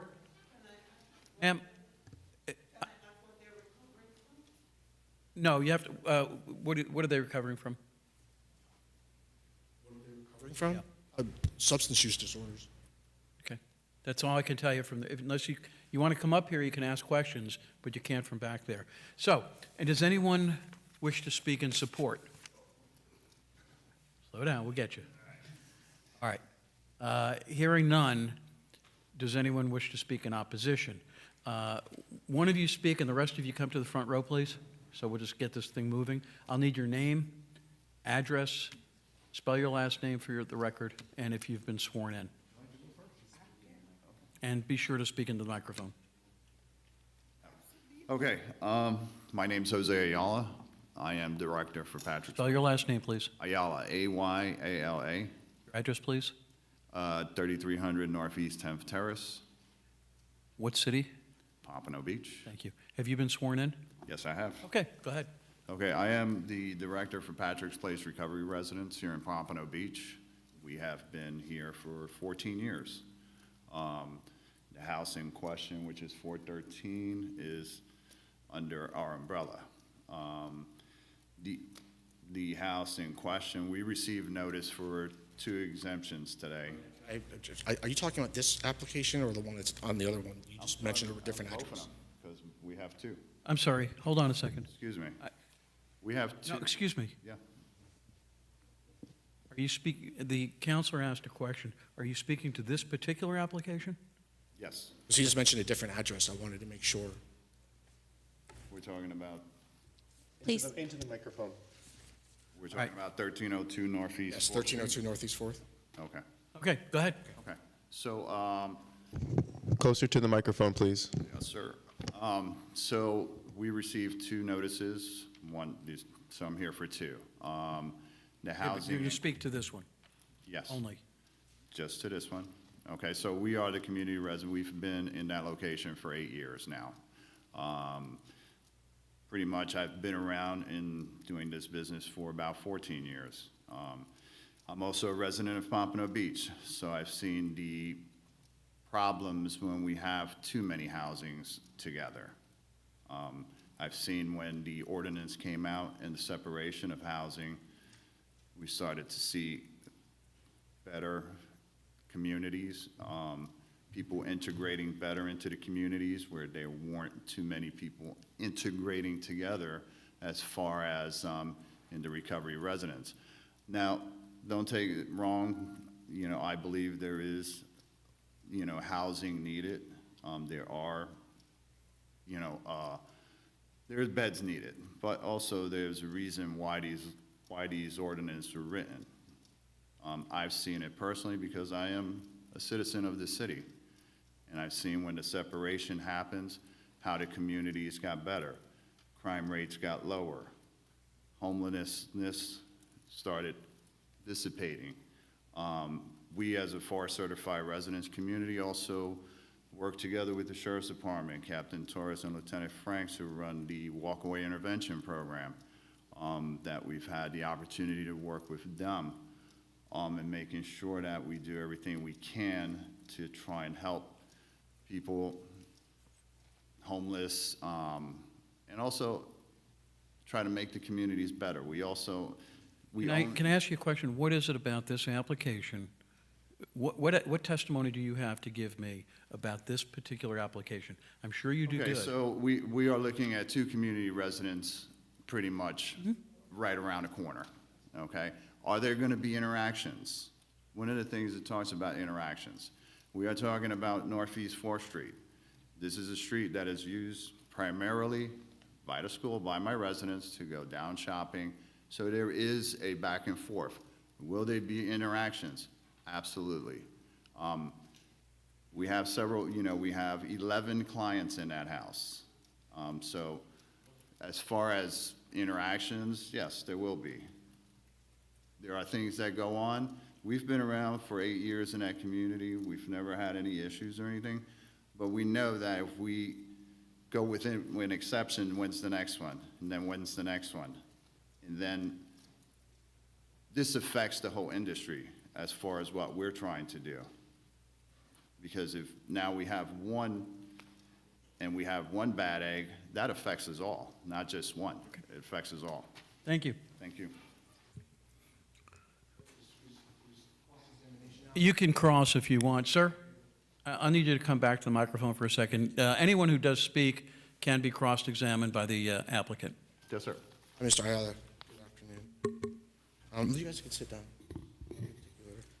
I think you run Patrick's Place, is that right? Yes. You have a good reputation. Yes. Yes, good reputation. I work with FAR, we know. You have a good reputation. What's that? I work with FAR, we know you have a good reputation. Thank you. I noticed that at the first hearing, you didn't come out and say anything. Can both of you speak closer to the microphone? Yes, of course. I noticed you didn't come out for the first hearing to oppose, but you came out tonight because there's a house proposed right next to you. Is that correct? Okay, so, Just yes or no for right now. We're making a record with a court reporter, so I just need yes or no, and then you can explain. So yes or no, I'm not trying to be Yes. difficult. The reason you're out tonight is because there's a home opening next to you, not this one, the home next to you, but you're here, so you're going to talk about this too. That's correct, right? yeah. Okay. As regard to, you cited a whole bunch of stats and things. the crime went down and everything because of this law. Do you have any evidence that crime was caused because of sober living residences before, and that as a result of the ordinance, the crime in this particular neighborhood's gone down? Are you asking me for? Yes or no? Do you have evidence? You testified Okay. that No, the crime. I don't have any kind of. Okay, that's fine. You don't. Charts No. or anything like that. For purposes of the record, just Okay. because it's a court reporter kind of Sure. thing. No problem. I'm not trying to talk over you. Go ahead. And you do have a good reputation, by the way. I want everyone to know that. Very good reputation across the board. You said you had 11 residents, but you've been there for 8 years. Excuse me? You said you had 11 residents in the home. We have 11 residents Said- in that home, yes. How many bedrooms is your house? We have 6 bedrooms in the house. Excuse me, we have 5 bedrooms. We also, all our houses have housing managers. Okay. So you have 5 bedrooms with 11 people. So you have 3 people in 1 bedroom. We have 2 3-man rooms, 2 2-man rooms. 2 3-man rooms. That seems like it's pretty tight. How many bathrooms do you have in there? Excuse me? How many bathrooms do you have in there? We actually have 3.5. Okay. And it's working? Yeah. Right? And your residents are, it's a level 2 home? Yes, it is. So the recovery is improving? Yes. Absolutely. So would you say that your location and your ability to be near your neighbors has helped your residents? Excuse me? Would your location, where you are, where this Patrick's Place house is, and the fact that you have non-disabled neighbors, do you think that's helped or hurt your residents? Do you want a yes or no? Do you want me to answer? Now I'm going to ask you to answer. You Yeah. want me to answer that? Yeah. Okay, so when Patrick's Place number 5, which that's number 5, opened up, You have 5 of them. that's number 5. Oh, okay. Okay. This all in the city of Pompano? Pompano. Oh, okay. So, yes, we got met with a lot of resistance. It took over close to 2 years, 2 to 3 years to gain the respect of the community. Took us a long time for us to settle into the community. Sure. Okay? So, yeah, for me, I get it, we need beds. But also, I get that we have a vested interest in this community. So is it your opinion, just so I can be clear for the record, that the law as written was intended to limit the number of sober living residences in the city? I think it was written so we can have a safer city. What is safe, just clarify, can you extrapolate, what is safety? If you, I'm not You're gonna. a sober living residence. Okay. So I'm not gonna go, I'm not gonna read charts or anything with you, or go through this or science stuff. I'm a resident of. Counselor, I think you made your point here. I just want to clarify something. Go ahead, and if you want to clarify something. I want to move on. We've Good, got okay. a very big I agenda. appreciate it. I will. I'll move on. Thank you, Mr. Can I Arnold. finish answering? Sure, go ahead. Go ahead. Okay. So, I have one question for him, but besides being a director of recovery residents, okay, I'm also a person in recovery for the last 14 years. Okay, so I know what it is when there are bunched up houses. I've seen the deaths. I've seen what can happen when you put too much together. And it just takes one. If it takes one, that means there'll be another one, and then another one, and another one. The code doesn't work that way. And that doesn't work. Let me ask a quick question, last question. Do you know, well, to follow up, do you know First Step Treatment Center? Yes, I do. And you've been around for 20 years in the city? I've been here for 14. Because they've been here for over 20 years in the city. Are you? Yeah, I've done business with First Step Behavioral. Okay, so this is a First Step Behavioral House. Now that you know that, does that change your opinion on anything? It doesn't change my opinion. Well, It's if just- it's well run and it's FAR certified, doesn't change? Can you guys? I'm not gonna, Okay, this is starting to get a bit argumentative. Does anyone else wish to speak in opposition? Mr. Chair, could you just have him clarify the address for Patrick's Place? Because I heard him say 413, and I'm not sure that's the address for Patrick's Place. What is the address for Patrick's Place? Okay, so we have. Into the mic, sir. Yeah, sorry. For what address are you looking for? He mentioned about, there was a question as it relates to an item on the agenda that he's here for. asked me? There's an item that you mentioned that you're here for, this one as So, well as another one. yes, And the so- statement was made that you own a facility. I am the director of Patrick's Place Recovery Residence, so I'm here representing Patrick's Place. We have several locations, 413 Northeast 12th Ave. The other location is 2410 Northeast 2nd Ave. We have another location, 418 Northeast 19th Ave.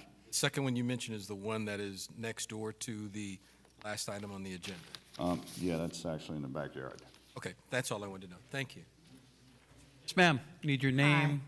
My name is Abby Woods, W-O-O-D-S. I live in Pompano, 704 Northeast 7th Street. Have you been sworn in? Yes, I have. Thanks, please. All right.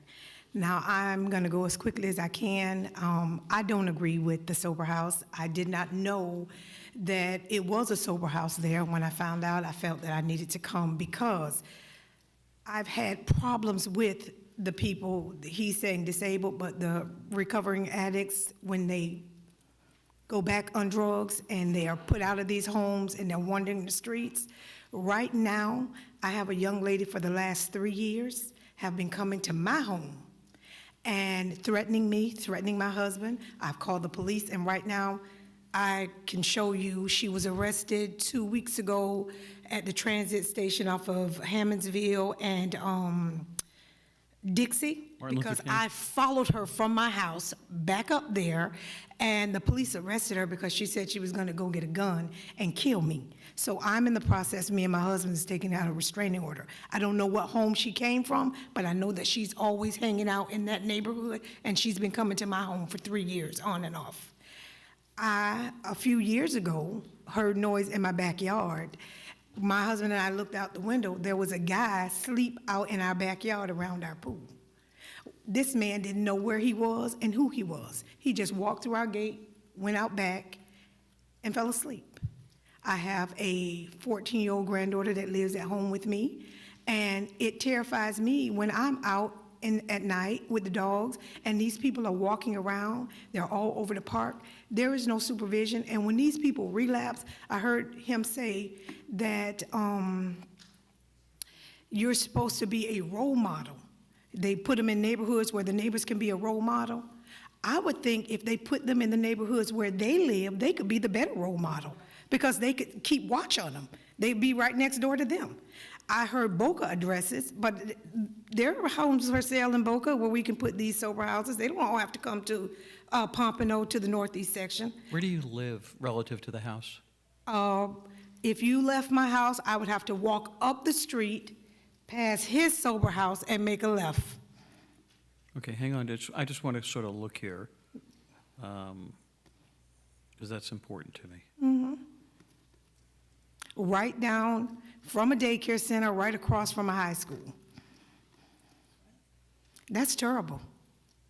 Why is that terrible? Because you wouldn't put it next door to your We home. absolutely And- would. Well, then. Into the mic, please. Hang on. Just come back to me for a second. okay.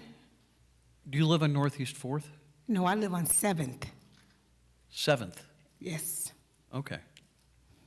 7th Street? 7th Street. Okay. And I've, And roughly what avenue? 7th Street and 11th Avenue. Okay, so you're not terribly close, but you're not terribly far. I am in the same neighborhood where my granddaughter rides her bike, where she goes outside. Okay. I am also have been impacted by the sober houses since I've been Street. 7th Street. So you're, I don't see a 7th Street. Oh, here we go. Mm-hmm. So you're east of 11th, west of 11th Ave. Mm-hmm. Okay. Okay, gotcha. Thank you. I have a question, ma'am. I understand your concerns, I do. I'm Jeffrey Lynn, I represent them. I just want to clarify some notes, because again, there's a court reporter taking your statements, I just need to clarify.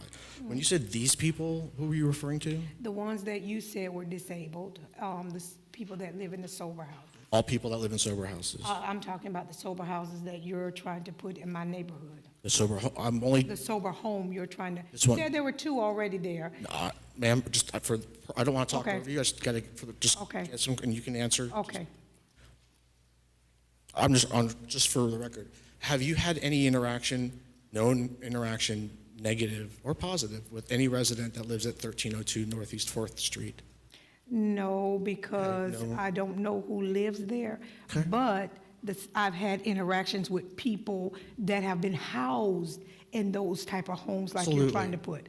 Get you 100%. Okay. I think what happened, I'm not trying to speak, just to give you some information. Okay. Probably were not FAR certified. before there was certification. This is all new. This is all new. Certification, oversight, caring for people is new. And so my guess is that your negative experiences were on uncertified homes. Number two, my guess is that those weren't sober homes. Those were flop houses where people that did drugs. Well, I don't think that it's fair for you to say that because you really don't know. And I think the same way you don't know Exactly. too, right? Well, I know that I met a guy named Isaiah that was 24 years old, that was here from Texas, and when he relapsed, the sober house he was in the Northeast section, put him out, and I fed him up there at the 7-Eleven for almost 2 months off of the Federal Highway, Dixie Highway, and Cobans Road. When I went to get my coffee in the morning, I know that I fed him and bought him drinks, and he was put out of sober house. I'll tell He you, was that's- sent here, shipped here on a bus, and then when he relapsed, he was put out on the street. All right. You know- We're getting, Counselor, we're getting a little far afield from your application. Thank you. I You're understand welcome. And I do hear your For pain. the record, Yes, this is crazy. Mr. Chair, I would just make a motion that that entire testimony be stricken as being irrelevant to this hearing. We're going to keep it. That's fine. Just on the. Thank you. Thank you. Good evening. My name is Ada Arlene Delgado. I live at 1217 Northeast 4th Street, and I was sworn in. But you didn't spell your last name. You had it almost all right. Delgado. Thank you. Please go ahead. Hi, I was here the last time, and one of my concerns is that one of the biggest problems that they have is that if they don't pay, they are put back on the street. It's a business. I bought a duplex. I have a business, but when I signed and they made me sign my mortgage and the city of Pompano gave me my papers, they told me I cannot Airbnb, I cannot do 1 week, 1 month, 2 months, 3 months. I had to do a 6 months per lease for every person that I was going to have in my home. I just want to know, what benefit does it bring to our community, to our children? This is right in front of the high school. Once again, I said it that time, I'm going to say it again. It's right in front of our high school, of our elementary school. I didn't know that at 605 12th Street, there was one next to Patrick's house for, I guess, younger kids. There's a child that died on April 12th of this year at that or that facility. Doesn't say why, what happened to her. 11 years old. So we do have a big problem.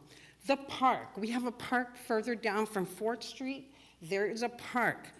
I have a resident right now in my duplex, and there's several others that have children. They can't even go to the park because there's all these homeless people. When they get thrown out, that they don't have a place to live, where do they go? They go to the park. They're using the park. Let me ask you a question. The homeless problem is a very big problem in every community, and I understand.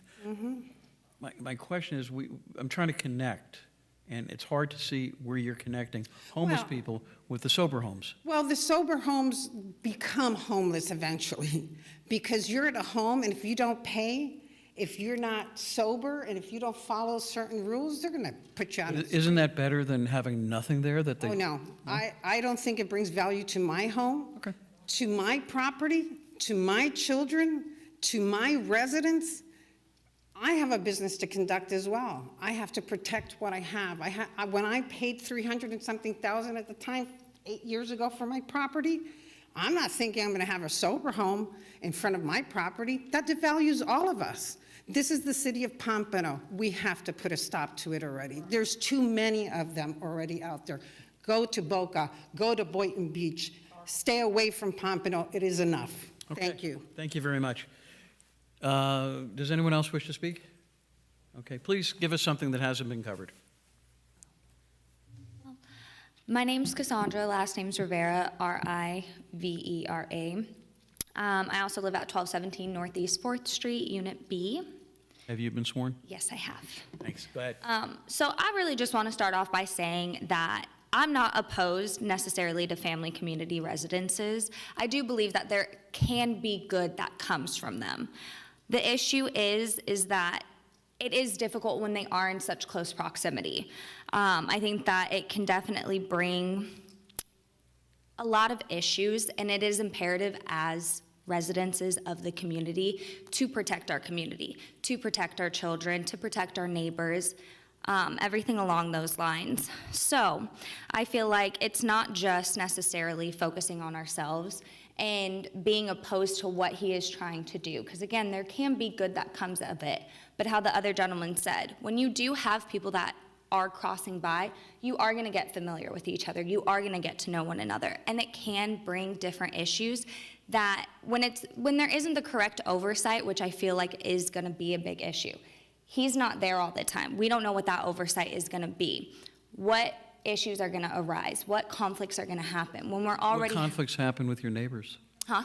What conflicts happen with your neighbors? So not too long ago, I You think don't love even every just in neighbor. I mean, I can January- tell you, you know, people don't love every neighbor. It's No, almost, absolutely. It's almost heartening to have somebody there to help mediate, I'm sorry, what was that? to help mediate that if there is a problem.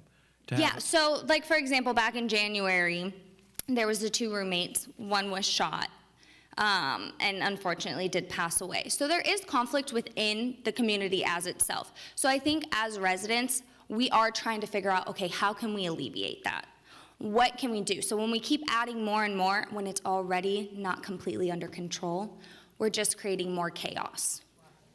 What would you do if you could just make all the rules yourself? What would you do with the people? What would you do with the? I think sober I homes? look at it and I'm I being feel serious.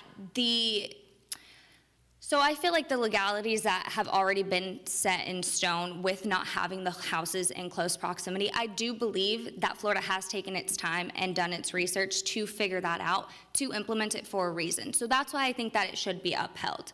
I do think that that is the right course, is keeping these, it's allowing them to better their lives, but still keeping that distance so they can do that, because it is hard. I do think that it's difficult when they are looking to be reintegrated into society, but that's the problem, is that they still have not made it there to reintegrate themselves. So then when you do start having those clusters, are we actually giving them the fair chance that they deserve to be reintroduced into society? So that separation, I think that it is a good thing that we have going, so we should keep it within that. Thank you for expressing yourself so clearly. Of course. May I ask a question? Yes. I have a quick question. Ms. Rivera, Yes. just 2 quick questions.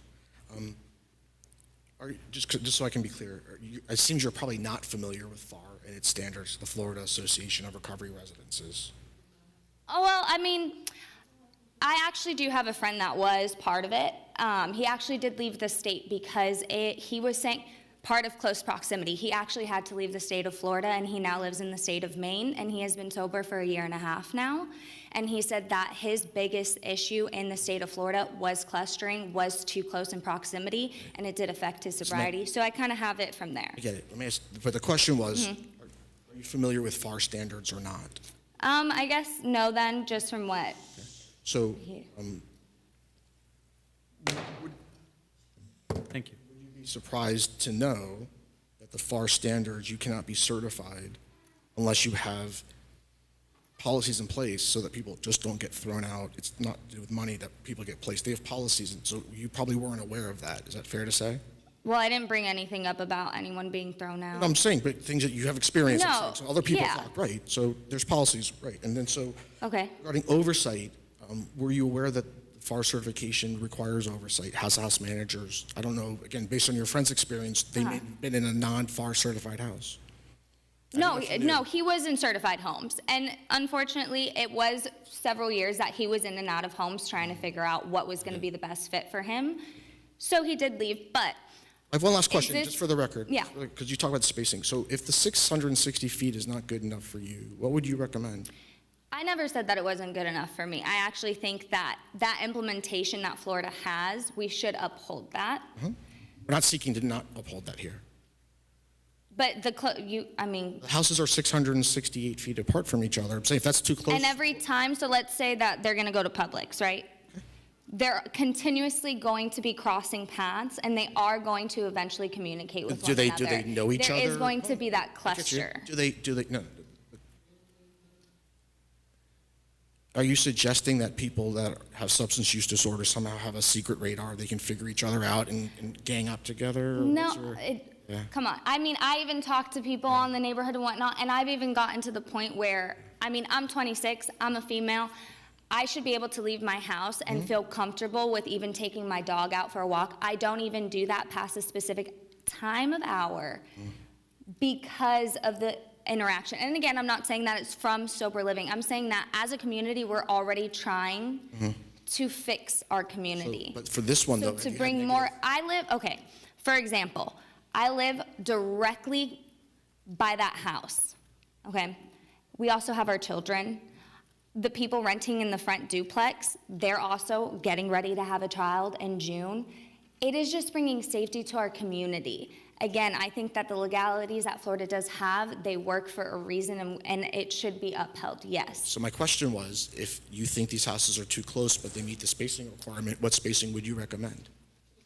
I don't have those numbers. I mean, I Fair don't, enough. which is fine, yeah. That's all I need. That's all I need to know. Let's go. For the record. All right. Thank you. You're welcome. Thank you. Thank you. We heard you. All right, seeing that there's no other additional people wishing to speak in opposition, Do you have brief rebuttal? I'm sure you do. But first, we'll do questions from the board. Absolutely. Well, part of it, sir, is my client was going to get up and speak to a lot of the I'm sorry, we're going to see if statements. the board has questions first. Say if you want to ask him questions, I didn't know if you wanted Him who? from him. My client, the operator. Oh. Okay, so I'll have him come up afterwards. Okay. Does anybody want to hear from the client? Okay. Any questions? Your summary. Oh, I want to put the client on the record, though. Oh, let's go. Thanks. I'm sorry, I did not know I you didn't know had if any you wanted to hear witnesses. from him first before you ask questions or not. You can, Let's come over here. Just really quick. Just, please introduce, spell your name for the, Yeah, Naz Andekian, what is your position? Chief Operating Officer at First Step. Pull the microphone down. Chief Operating Officer. I did not hear your name. Naz Andekian. Spell your last. Andekian. And spell your first too. Nazaret. Nazareth. Not how I would have spelled it, but that's close. And your address, please? 5835 Northwest 88th Manor, Parkland, Florida, 33067. Have you been sworn? Yes. Thank you. Go ahead, Counselor. How long has First Step Behavioral Health been in business in the city of Pompano? First Step Behavioral Health just celebrated 20 years in business. Have you ever had any issues with any of your sober living residences in the city of Pompano Beach? No. Has the city ever had a problem with you with any of your homes? No. Have you ever had a problem with people relapsing and you kick them out to the street? No. Why don't you? Because we have a policy in place for that. What do you do? We also own a treatment center in the area. Anybody that relapses in our sober living house gets offered to come back into the facility until we find an appropriate plan for them. Okay. What if they just want to walk out the front door and leave? What do you do? Our goal is to find them a safe place to go to, whether that's a bus station, the hospital, etc. How frequently does that happen? Not frequent at all. This is a level 2 home, is that accurate? Yes. A level 2 home means that these people have already established themselves in their recovery? Yes. Why is a level 2 home important versus a home bed for people in treatment? Why is this home important to your program? So our level 2 homes bridge the gap between treatment and getting back into real life. So all of our level 2 homes, particularly, the only clients that reside there are clients that have completed our treatment program, which is typically a minimum of 90 days. So we're not having residents move in 3 days clean, off the streets or anything, especially at this particular housing. It is phase 2 of housing for us. And what about oversight? What kind of oversight do you have at this house? We have an on-site live-in manager that lives there. We have Mike, who's one of our directors of sober living, and our staff is comprised of, I believe, at this point, 7 different CRAs on our staff that oversee all of our housing. Do you have an opinion either way about whether homes should be clustered together or separated out? Mr. Ayala had his own opinion.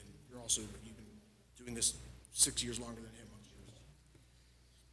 So, honest opinions, whatever it is. yeah, if we're going to use the term cluster, do I think 7 sober homes belong on the same block? No, I don't. These 2 homes particularly are not even on the same block. I would not, as a person who I believe works in the industry together to help people, I could not see myself being here speaking opposed to a reputable facility such as Patrick's Place opening something 668 feet away from me. So in this particular case, I do not believe the homes are too close together. I believe the law was put in place to avoid flop houses from taking over the neighborhood, and I think we have successfully done that, so much to the point that other cities, states, municipalities have repeated what we have done here in Florida to clean up the industry. I have no further questions, and he's available.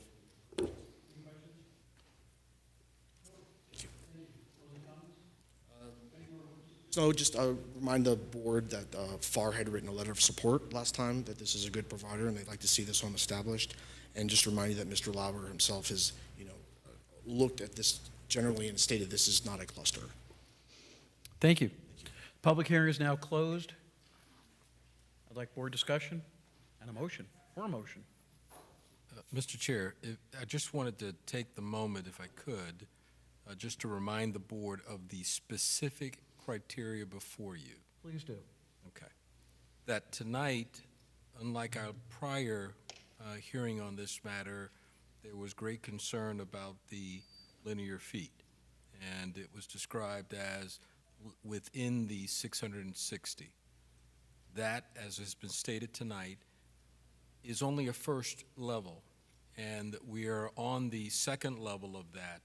And the second level requires the specific on-the-ground pedestrian that you've heard tonight being greater than.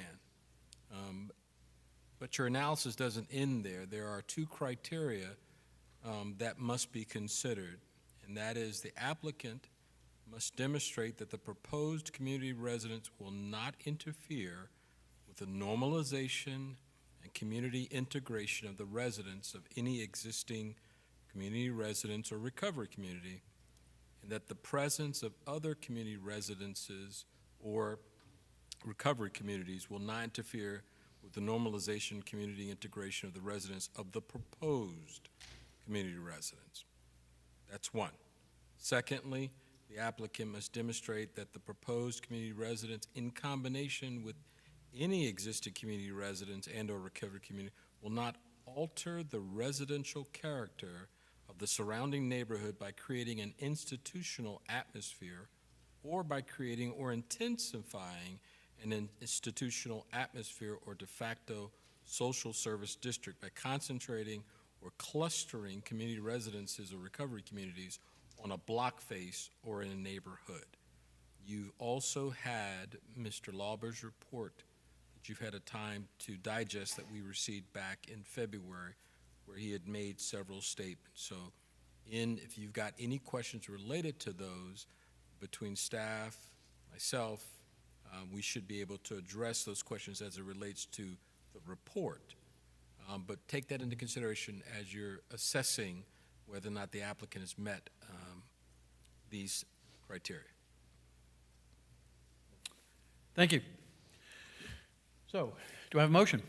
Motion. In planning and zoning case 24-17000003, I move that we find there is competent and substantial evidence in the record that all requirements for granting the special exception have been met, and that we grant the special exception subject to the 4 conditions requested by staff. Thank you. We have motion, it's been seconded. I'm sorry, who was the second? I'm sorry. Linda? I'm sorry. All right, we have a motion, it's been made, it was seconded. Further discussion? I'm going to pipe in here because I wasn't particularly in favor of this the last time, but reading Mr. Lauber's memo, which really helps you look and see what the requirements are and what the fairness of the situation is. The reality is you're allowed to have this type of property in this area. The only question we have right now is it too close to the other similar home? And in reading the study and rereading the study, Mr. Lauber provided and the city asked him to provide to us, it's clear, and he is considered to be somewhat knowledgeable in this area, that the idea was to avoid the clustering of people interacting, and that we don't necessarily have to use the airline miles here. We can use the walking distance. in my opinion, this is appropriate, and this is the appropriate place for it. I would support this. My question to that would be, Please speak into the mic. oh, I'm sorry, how can the attorney made a statement about being, lack of a better way of putting it, being assured that the clients are being supervised. There is someone overseeing them. That I haven't heard.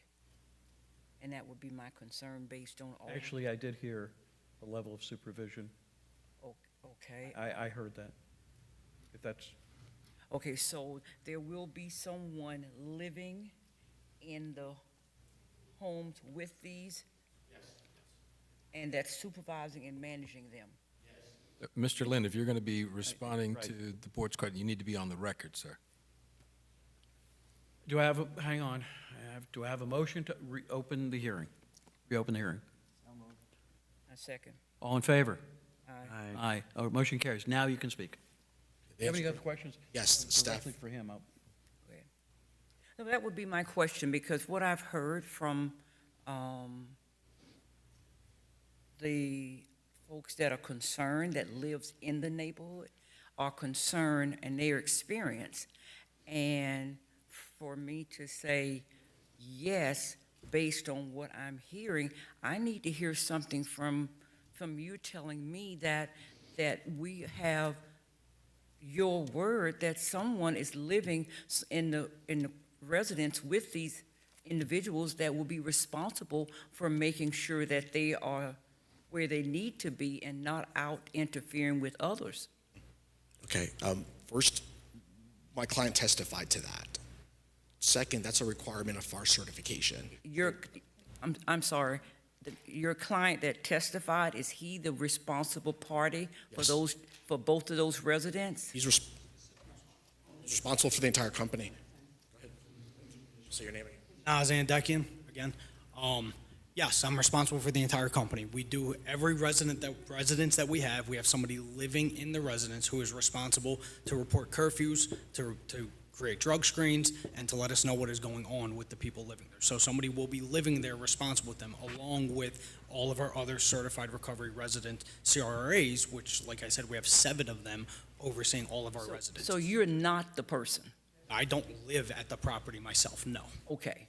So you're saying that there will be a body? There already is somebody there living there responsible for the people. What are the Not credentials even of the approved yet. responsible person? It's, Hang on, Penny. Penny, let him answer one question at a time. Go ahead. okay. But your property haven't been approved at this time, so how is someone living there? Refer to the city attorney.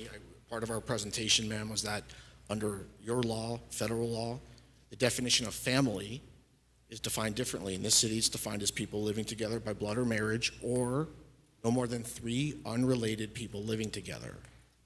So my point is, this hearing wouldn't be necessary if my client didn't care about ASAM standards or SAMHSA standards and just wanted to put 3 people in there.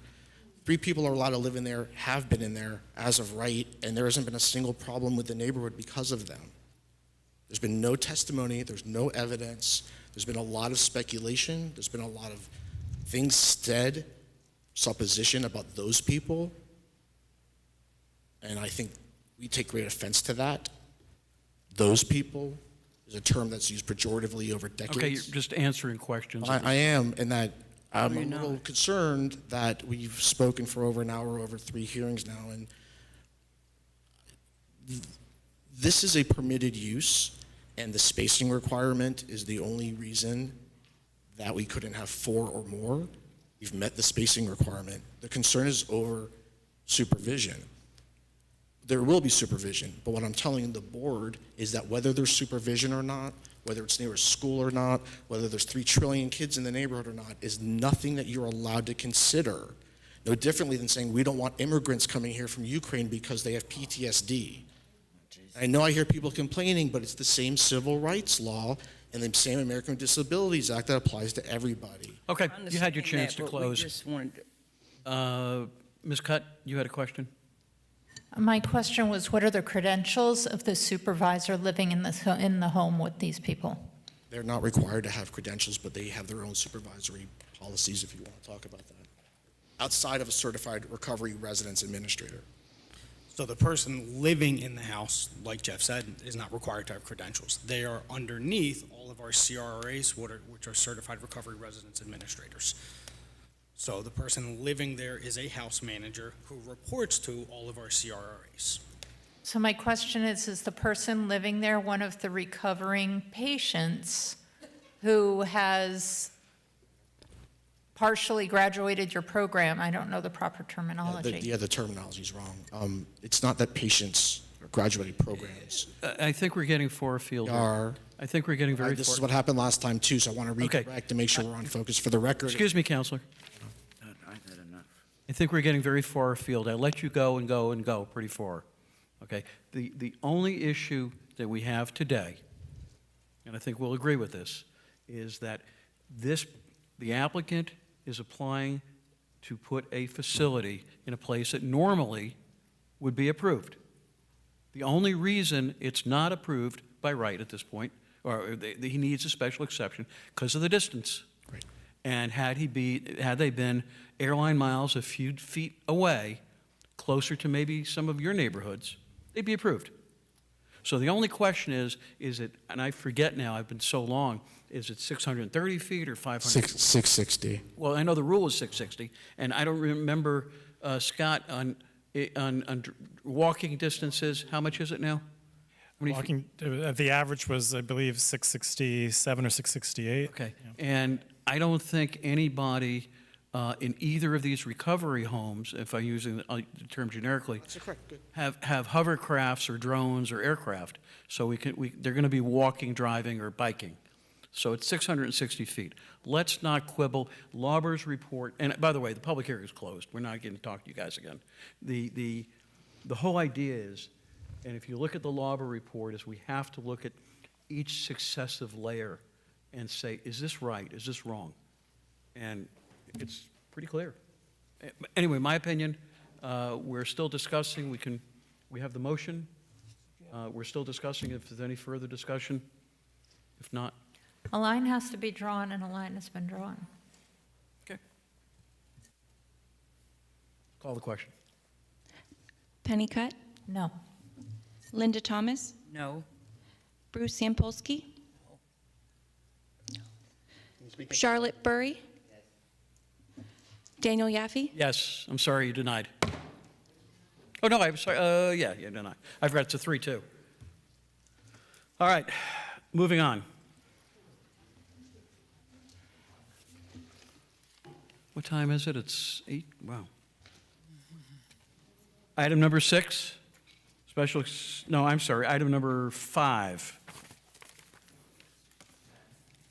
Special exception for Valley KE Properties LLC, PNZ 2417-00003. Hello, good evening. Eduardo Valley, VALLE, 1540 North Power Line Road, Pompano Beach, Florida, 33069. Have you been sworn? Yes, I have. Great. Scott? Thank you, Mr. Chairman. Good evening again, everyone. The applicant landowner is requesting special exception approval as required by Section 155-4228A1 of the City Zoning Code in order to utilize the subject property, which is zoned I-1, for outdoor storage as a principal use. The property is located on the east side of North Power Line Road between Northwest 15th Street and Northwest 16th Street. The subject property was annexed into Pompano Beach in 1980 via Ordinance 80-40. Tornado Roofing and Contracting is the business currently located at the subject property and has an active business tax receipt for general contracting. Outdoor storage as a principal use is allowable in the I-1 zoning district by special exception. The applicant's narrative states that the outdoor storage is primarily consists of roofing materials. Company trucks are stored overnight, but are used daily for business. The special exception application was triggered by ongoing upgrades and improvements to the subject property, including an addition to the existing warehouse. The subject property, if the special exception is approved, the site will require compliance with perimeter buffer and screening standards for principal outdoor storage, as well as to maintain an overall minimum 20% pervious area, which is consistent with I-1 zoning district standards. Staff finds the use to be appropriate and compatible with the surrounding neighborhood, which is predominantly industrial. There are 13 special exception review standards. The applicant has addressed each of these in their narrative, and should the board determine that the applicant has provided competent substantial evidence sufficient to satisfy those review standards, staff requests the board include the following 4 conditions as part of the order. 1, obtain all necessary governmental permits and approvals, including building and zoning compliance permit for the required improvements. 2, all outdoor storage areas must be surfaced with concrete or asphalt. 3, material shall not be stored higher than the height of the screening. And 4, submit to fire prevention for review and approval a site plan layout for the outdoor storage area, fire department access, and water supply to the site. And that's staff's report, and I'm available for any questions. So as Mr. Scott Real just mentioned, I'm looking to get some outdoor storage. Potentially have the intention of building a warehouse addition in the back, so we wouldn't necessarily be utilizing the outdoor storage. This is merely a temporary solution. Since we've owned the property, we have improved it with privacy walls, impact windows and doors, new roof, addition, I mean, name it, we have an approved site plan. We've already completed the front. We're trying to complete the back portion of the warehouse. Everything is screened in and cannot be seen from Powerline Road or from any of my neighbors as well.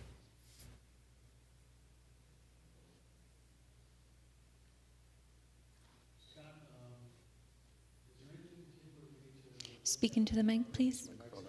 Scott, anything in particular we find? It's only one time this time, okay? That's a record. I've only done that once. Anything unusual or anything we need to look at here? No, It looks kind of plain. Yeah, this is pretty standard. It has had an outdoor storage component. There's accessory outdoor storage is permitted by right. To close out some current permits, the requirement was to obtain outdoor storage as a principal use. The reality is you won't see too many changes other than improvements to the property, which the applicant's already done some pretty decent improvements compared to. And there's a site plan and everything's been in there and? Correct. Okay, so he's Making, this is just part of the process, not a. Correct. Excellent. Thank you for coming in compliance and doing the right thing. I'm just trying to do what we intended for. The property has had outdoor storage with the last owner. I guess it has a deadline where it expires. We didn't meet that deadline when we took ownership, so I'm just renewing it again. I'm going to be building a warehouse anyway in the back. This is just temporary to close permits that are open right now. Okay, good. This is a public hearing. Does anyone in the audience wish to speak in support of the petitioner? Hearing none. Anyone in opposition? Hearing none. Questions from my colleagues? None. Closing comments? Sir? None. Great. Public hearing is now closed. Or discussion or motion? Mr. Chairman, Ma'am.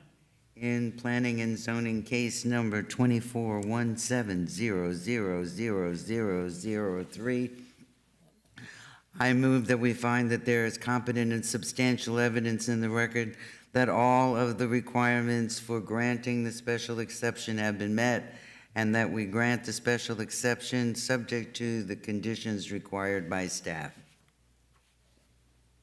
Second. Thank you. Motion's made and seconded. Further discussion? Call the roll. Charlotte Burry, Yes. Penny Cutt, Yes. Linda Thomas, Yes. Bruce Sampolsky, Yes.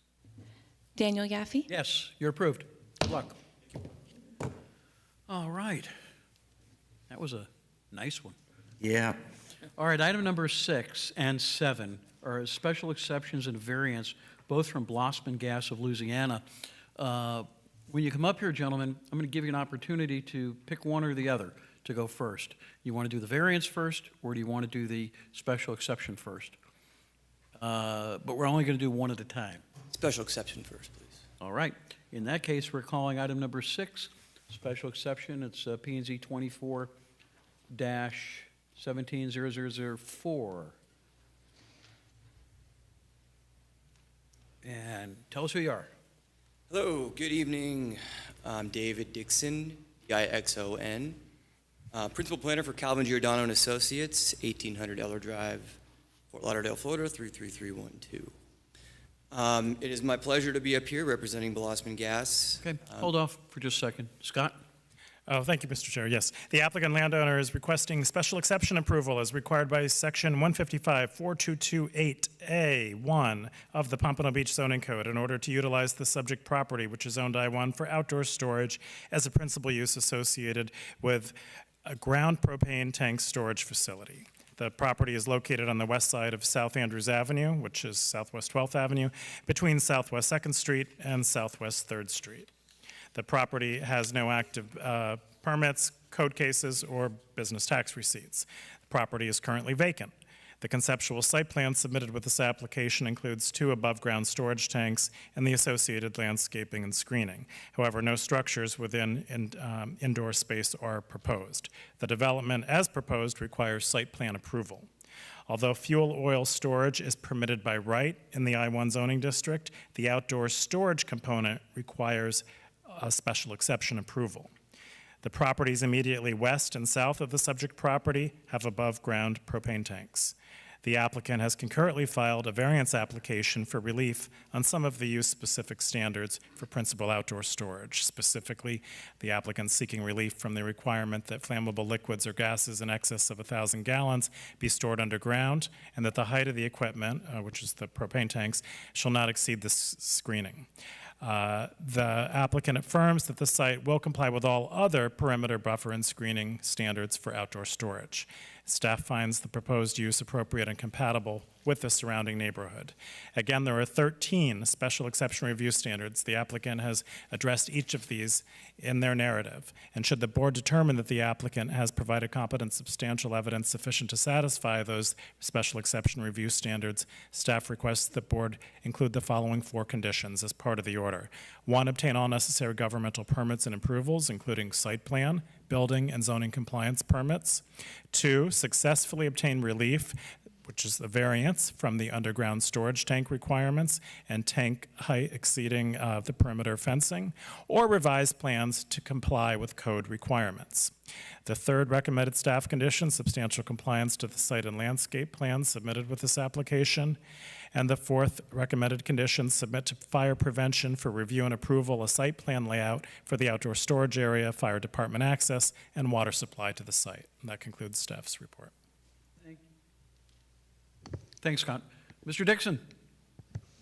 Good evening. Mr. Chair and members of the board, if I may introduce Stuart Weidai to speak in for a moment to introduce the project.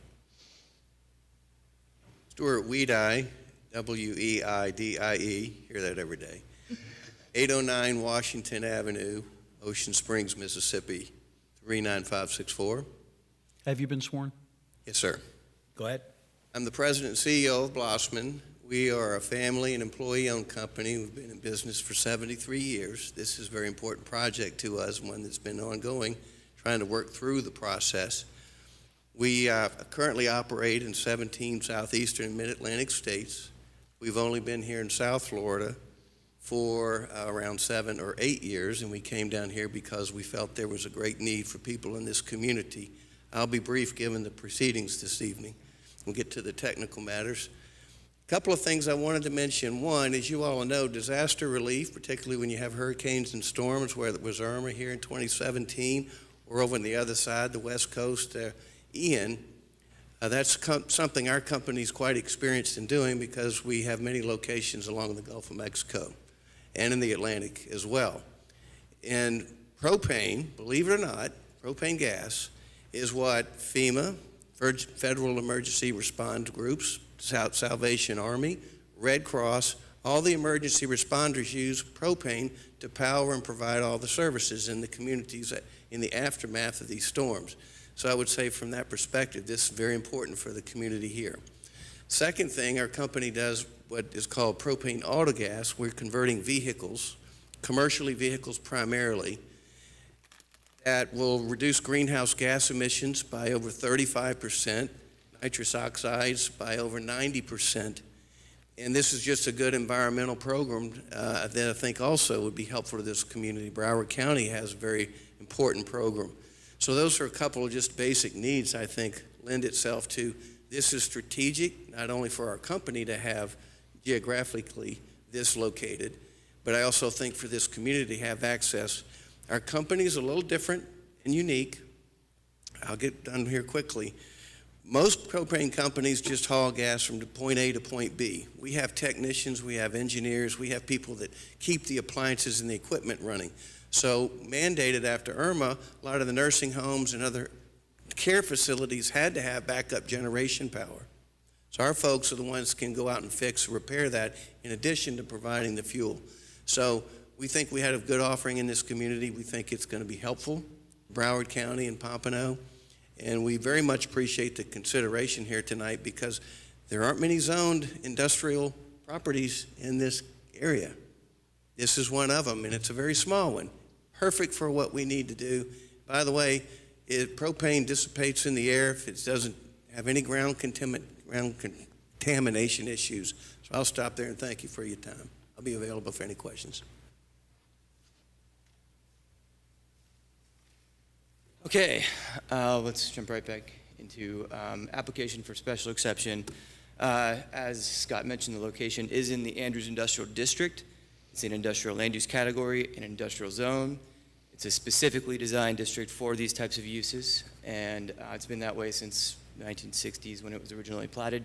I do want to point out the image in the bottom right. That is a BCPA aerial image from 2010 before the extension of South Andrews, which will come in to play here in the storyline just momentarily. Some of the context, this is the bottom of 3 individually owned vacant lots. There's currently nothing on the site. There are some utility easements, but nothing that would impede the construction of the project majorly. This is our very conceptual site plan at the moment. The location that you see here is pretty much the only way to fit everything because of various layers of code, building code, fire code, and many things. But at this point, we think we took great care for a conceptual plan to get to this point so we could all, and then the board could review this clearly.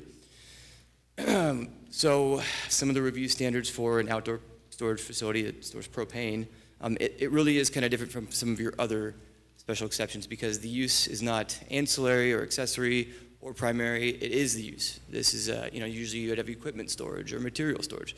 This is what this is here for. This is the use, so it's really important to kind of consider that when we're thinking about some of the standards to review here.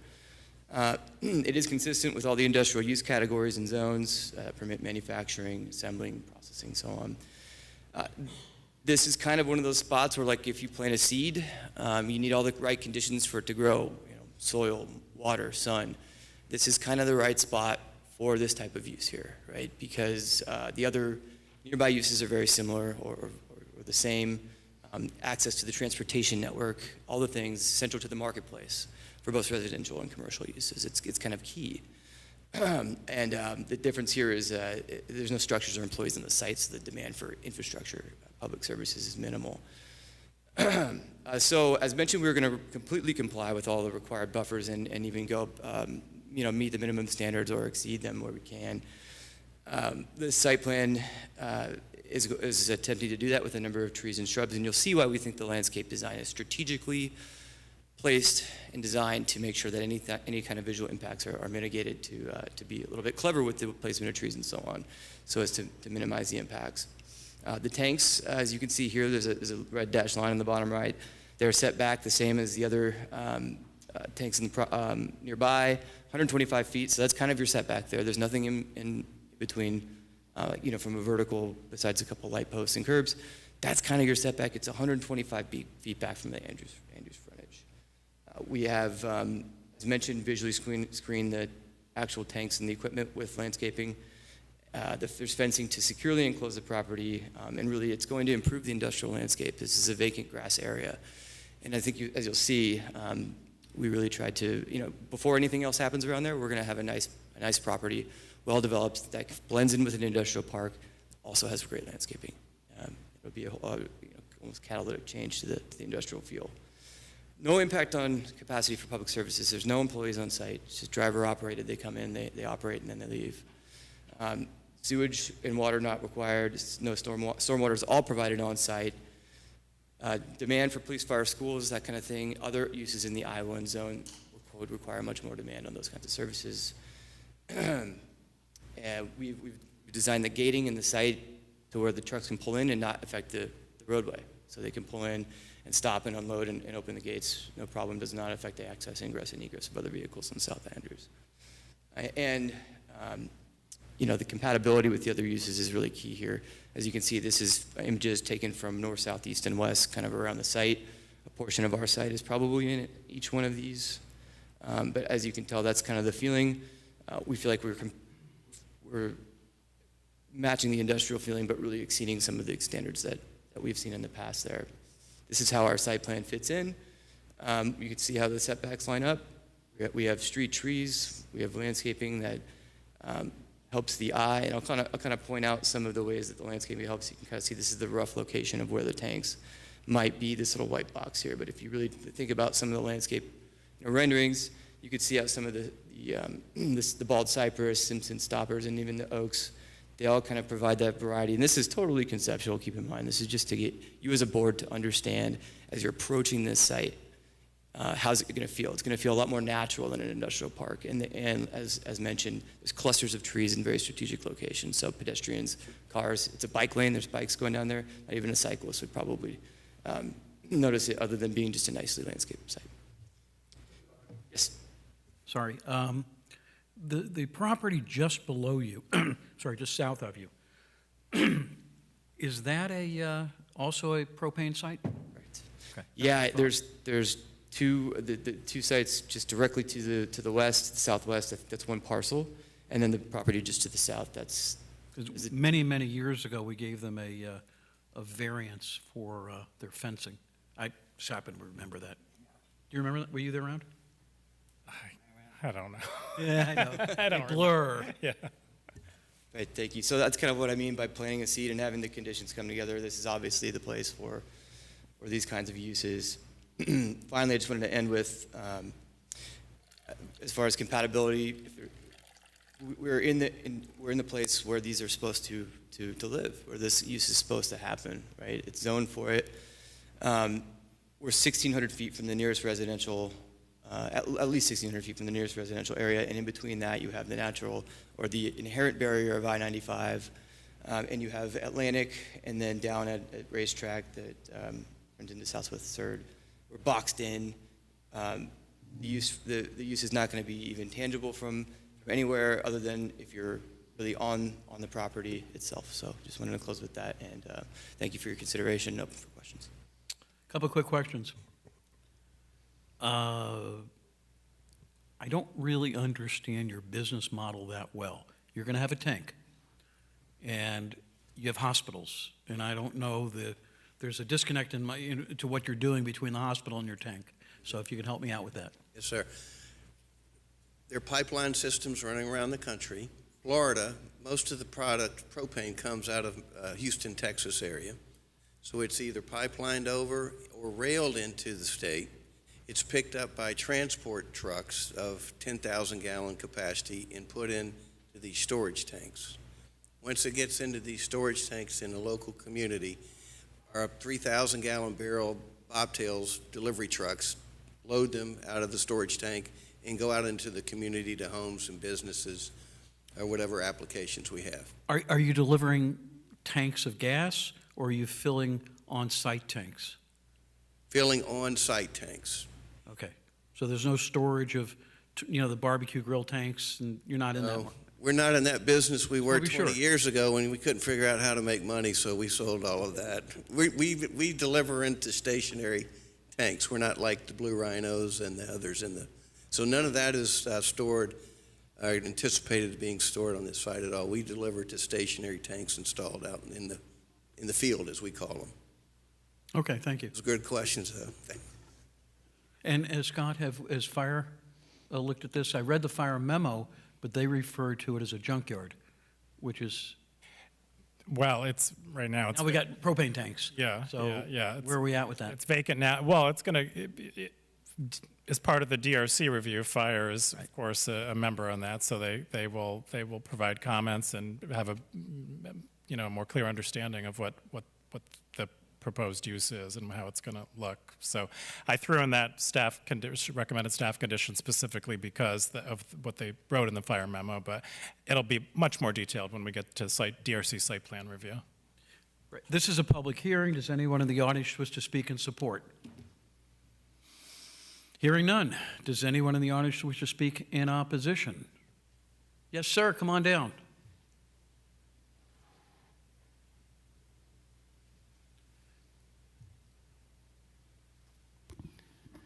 Good evening. My name is Scott Zednick.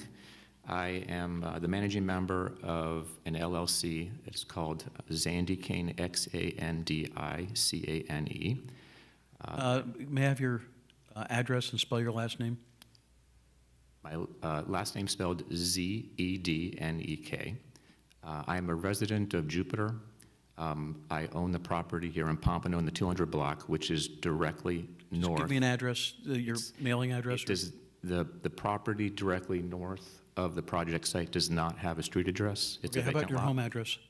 My home address. It's a in public Jupiter. hearing. I need to have an address. I'm also a business owner in. Give me an address.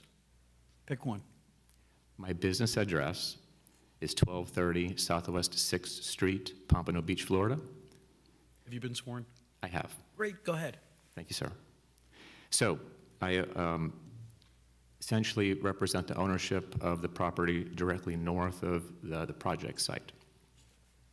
The intent of our purchase of that property about 5 years ago was to construct a combination professional office with warehouse storage.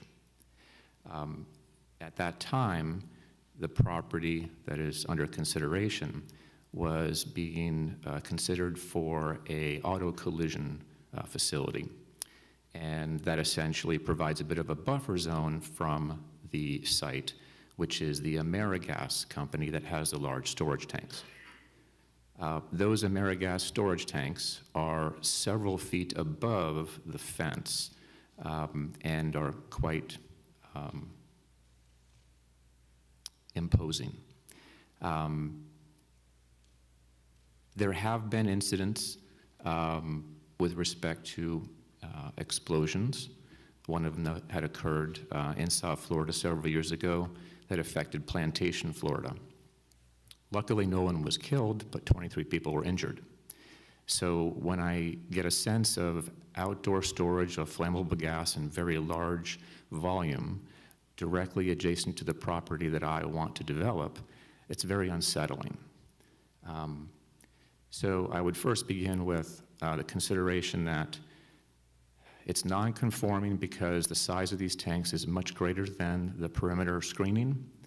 The suggestion that it's consistent with the neighborhood, I think, is false because the tanks that are currently present are there because they're essentially grandfathered in.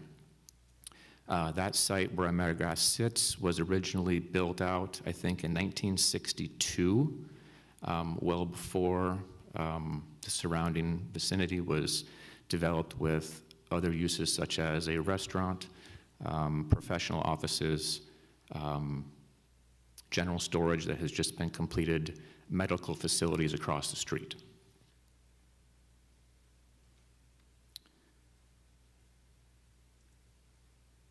Other considerations essentially would be, essentially a request of what does the fire chief consider potential, expansion of massive storage of a flammable gas in this area. With regard to some alternative approaches for the development team, burying these tanks underground would be much nicer.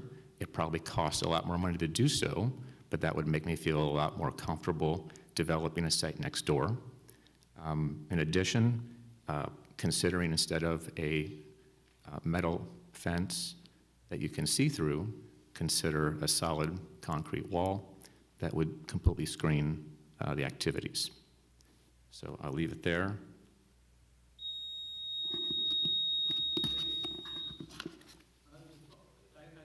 Answer those questions. He raised a few good issues. Yep, very good questions. Gentleman spoke at a previous hearing on many of the same topics. I'll go in backwards order. The first point about a concrete wall, I agree on the fencing. It's one of the reasons the landscaping plan is going to be very aggressive in terms of hiding visually. As you say, the neighboring tanks, it's a pretty big 10 or 11 tank farm. Putting concrete around it, I don't think is a safe way to approach it. I think the fire marshal, in fact, might have a challenge with that when they came in and inspected. Other visual means without putting a block or a hole around it, that is not industry standard. And I would not recommend that, but that's a discussion for another day. I understand the safety concern. Our company has over 200 out of these type facilities throughout our territories. There are over 10,000 of them around the country. The safety standards on the redundancy on the excess flow valves, the thermal protection, shut down the system.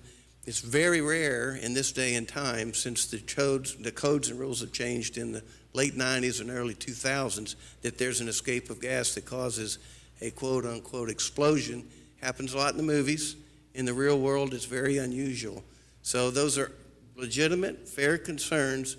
But one thing I would say, yeah, we're going to be open. We will be open when we start working on our plans in regards to the landscaping requirements to visually make it presentable in that community. That's important to me, too. We approach every installation like this, unless it's just out in the country, within the same way.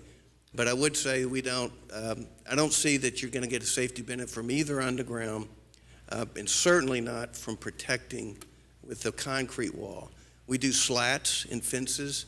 We do dark fences with attractive slats in there so you hide them, and landscaping. That's very common, and that is industry standard, because it's very important to us to be part of the community and make a positive impact. Why could you not bury the tank?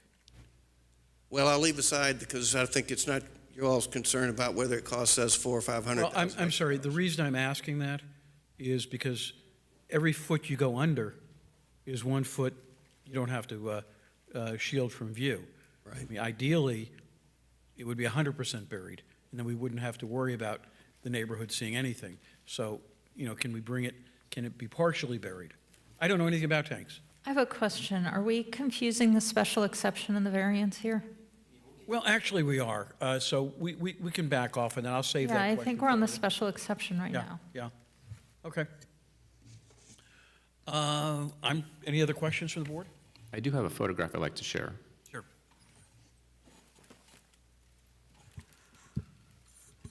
All right. Does anyone else in the audience wish to speak in opposition?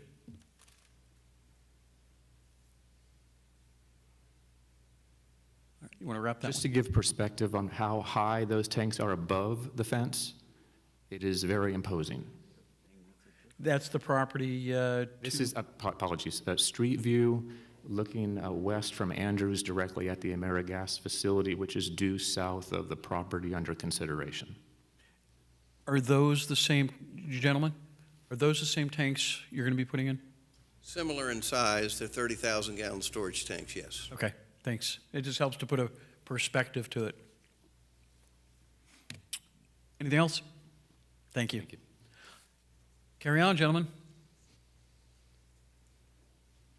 I would just like to say thank you for clarifying that. We'll certainly speak to the reasons behind with the position of the tanks, right? And in the variance, but we just want to make sure the consideration is for the use and the use appropriateness for this particular location in the industrial park.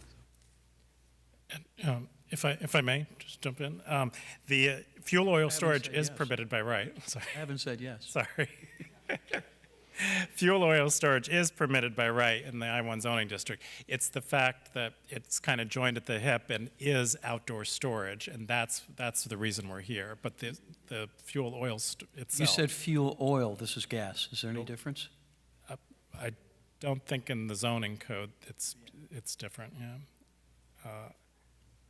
I know, I mean, I think that they treat it as one and the You had a same. question?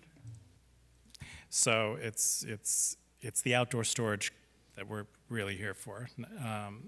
So it was a little bit of a misnomer to say that the the other one was grandfathered in. I mean, this is permitted by right. It's just that it's outdoor storage. That's how staff reviews these types of. Why don't you explain that a little bit better? That was a little convoluted. It is. Okay. So fuel oil storage, which storage tanks, that's permitted by right, but because there's no principal building associated with it, staff also says you need a special exception for principal outdoor storage.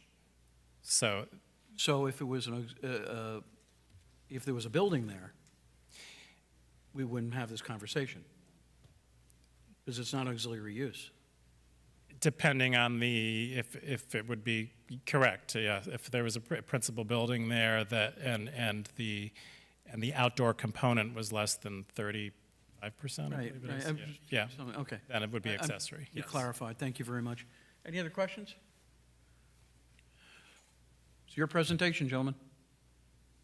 The only thing I'd like to add, sometimes fuel storage is used as a generic term for gases and fuels and other things, and or petroleum matter for that matter. So that's in the law, sometime in the code's listed that way, not getting specific.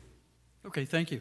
Mr. Dixon, your closing comments? That's just it. Just to conclude, in the evolution of the Andrews Avenue corridor, this is going to be, whatever happens here, this is going to be a great incremental piece as far as the aesthetics. The people will be driving down and see the nice new landscaping. There hasn't been new stuff there in a while.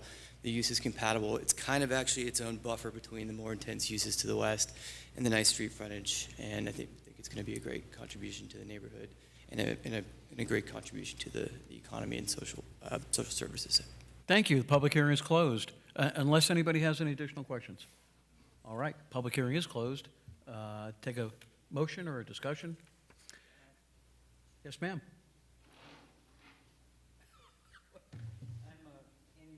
Your mic. You have to talk into the Microphone. There we go. Thank you. Okay. In P&Z case number 2224 1700004, I move to find there is competent and some substantial evidence in the records that all the requirements for granting this special exception has been met, and that we grant that special exception subject to the 4 conditions required by staff. Second. Did somebody say second? I did. There's a horrible echo in here. Well, because I talk on the microphone, nobody else does. All right, we have a motion. It's been made and seconded. Discussion? Just to clarify, this is specifically for the special exception for outdoor storage because there is no principal use on the property. So outdoor storage is the proposed principal use that needs a special exception. Right. Now, the variance will come next, and that has its own set of standards. Scott, you look like you wanted to say something. No, it's multiple principal uses. It's fuel oil storage joined at the hip with outdoor storage as a principal use because there's not a principal building and because it takes up it is the principal use. So therefore, because there's no building, it can't be considered accessory outdoor storage, which would otherwise be permitted by right. Thank you. All right, any further discussion? Please call the roll. Linda Thomas, Yes. Charlotte Burry, Yes. Penny Cutt, Yes. Bruce Sampolsky, Daniel Yaffe. Yes, you're approved on that one. All right, same team, come back. This is item number 7. This is a variance for Blossman Gas of Louisiana, P&Z 24-110004. Okay, thank you, Dave Dixon again. Would you do us the favor of identifying yourself? It's all for the public record. Your name, spell Yes, your name. Dave Dixon again, Dixon, 1800 Eller Drive, Fort Lauderdale, Florida, 33312. Have you been sworn in? Yes, I have. All right. Thank you. Okay, thank you. We have this procedure where I have to do this. The city attorney makes me be sure that we have to do this. I know it gets annoying to have to keep asking that to people. Scott, have you been sworn in? I have been sworn in, yes. Okay, thank you. The applicant landowner is requesting a variance from the following provisions. There's two of them, so you'll be voting on two items. The first is from section 1554228A3E of the Pompano Beach Zoning Code in order to allow 2 bulk propane fuel tanks to be located above ground rather than require flammable liquid gases or flammable liquids or gases in excess of 1,000 gallons to be stored underground as required by code. And the second request is section 1554228A3AI of the zoning code in order to allow 2 bulk propane fuel tanks to exceed the height of the perimeter fencing and screening rather than limit the height of the fuel tank equipment to the height of the fencing and screening as required by code. Again, the property is located on the west side of Andrews between Southwest 2nd Street and Southwest 3rd Street. The subject property is currently vacant, has no active building permits, code cases, or business tax receipts. The applicant has concurrently filed a special exception application to utilize the subject property for outdoor storage as a principal use associated with above-ground propane storage tanks storage facility, which was just approved. The conceptual site plan and landscape plans submitted with this application include 2 above-ground storage tanks with associated landscaping and screening. However, no structures within the interior space are proposed, and the development, of course, requires site plan approval. There are a number of use-specific standards for outdoor storage. The applicant is seeking relief on those 2 provisions that I mentioned. The first is that flammable liquids or gases in excess of 1,000 gallons must be stored underground. The applicant contends the realignment of Andrews Avenue in 2013 constrained this site's redevelopment potential, particularly with regard to the site layout, which decreased the total lot area by 10.4%. Allowing the tanks to be located above ground, and the applicant purports allows for sufficient space for stormwater infrastructure, retention areas, and site circulation without the need for berming or mounding earth. The applicant is also seeking relief from the provision that states the height of the outdoor equipment, which are the propane tanks, may not exceed the height of the perimeter screening or wall. The tanks are proposed to be located about 125 feet west of the Andrews Avenue lot line, and the applicant is proposing a 6-foot metal fence with associated landscaping. The properties immediately west and the south of the subject property, which we've already spoken about, have above-ground storage tanks with minimal landscaping and screening. There are 8 variance review standards. The applicant has addressed each of these for both of the provisions that relief is being sought. Should the board determine the applicant has provided competent substantial evidence to satisfy those review standards, staff recommends the board include the following 3 conditions. And the first is to obtain all necessary governmental permits and approvals, including site plan, building, and zoning compliance permits. The second, which was actually already done, successfully obtain a special exception for outdoor storage as a principal use. And the third recommended condition is substantial compliance to the site and landscape plans submitted with this application. And that concludes staff's report. Thank you, Scott. Mr. Dixon. Thank you, Scott. Thank you, members of the board. Right into the justification for these variances. As mentioned, South Andrews stopped at Racetrack until about 2013. At that time, this was a railroad-served industrial park for several decades.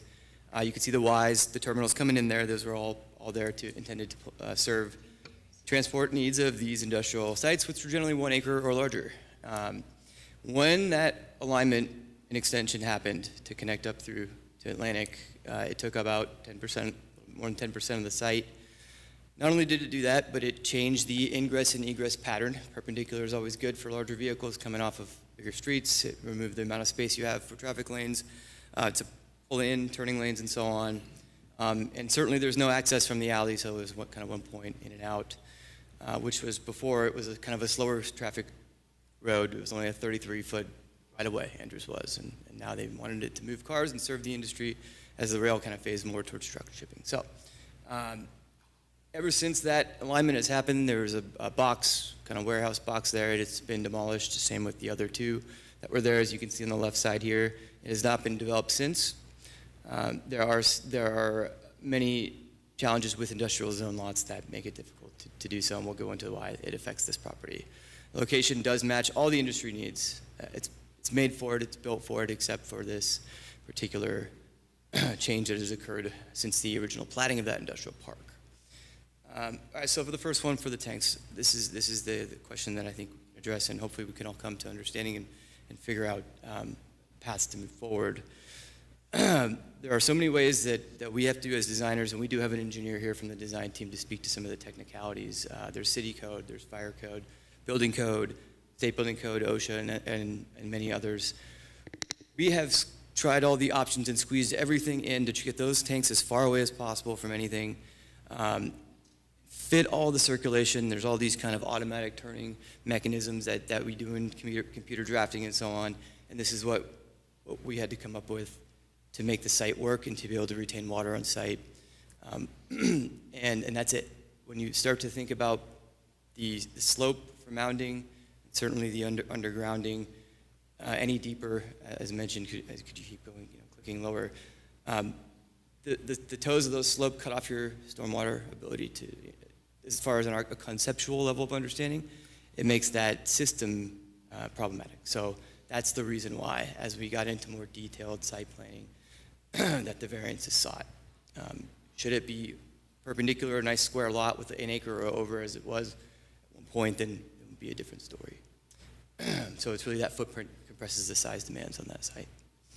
For the enclosure screening, the second part, industry standards do necessitate the identification of the site quickly and for visual monitoring. As mentioned, the high wall would not permit design flexibility also to place the tanks for the same reasons as described in the part one of that variance request. And metal fencing is common nearby and a common way to secure and manage these sites. And furthermore, if we had a perimeter wall fence, nobody would be able to really see the landscaping and really satisfy some of the comprehensive plan pieces about building projects that actually contribute to the neighborhood. We've seen the pictures of the context. We know that the proposal here is really trying to make a landscape statement and strategically place leaves to cover things that might have an impact to anybody moving at any speed across the site. And so really trying to enhance that beautification. Again, landscape renderings just so you can understand the positioning of how that design was thought out. You can see here, this is the pull-in area for the trucks so they can stop and not block traffic. So every single thing that you see here in the site plan as concept at the moment is to make sure that it works. And so there's no wiggle room anymore at this point. Does not confer any special privileges to this owner. It is the minimum necessary to reasonably use this.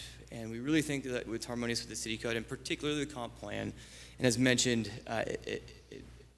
it's the economic and community development impact, this last piece here, which we've cited some of the policies that we think are important as your staff is making recommendations to approve this project. It will, at the end of the day, it'll supply an energy amenity to help prepare the community in case of emergency. It will directly benefit residents and businesses, and it will allow access to a safe energy source and beautify an industrial neighborhood. Otherwise, would be not. So thank you very much. That's the conclusion of my presentation. Open for questions. Thanks. Thank you. Have you had enough time? I mean, you've been speaking quite a bit. I just want to be sure. Between you and Scott, you're going on records here. Any questions for the applicant? This is a public hearing. Does anyone in the audience wish to speak in support? Hearing none. Does anyone wish to speak in opposition? Come on up.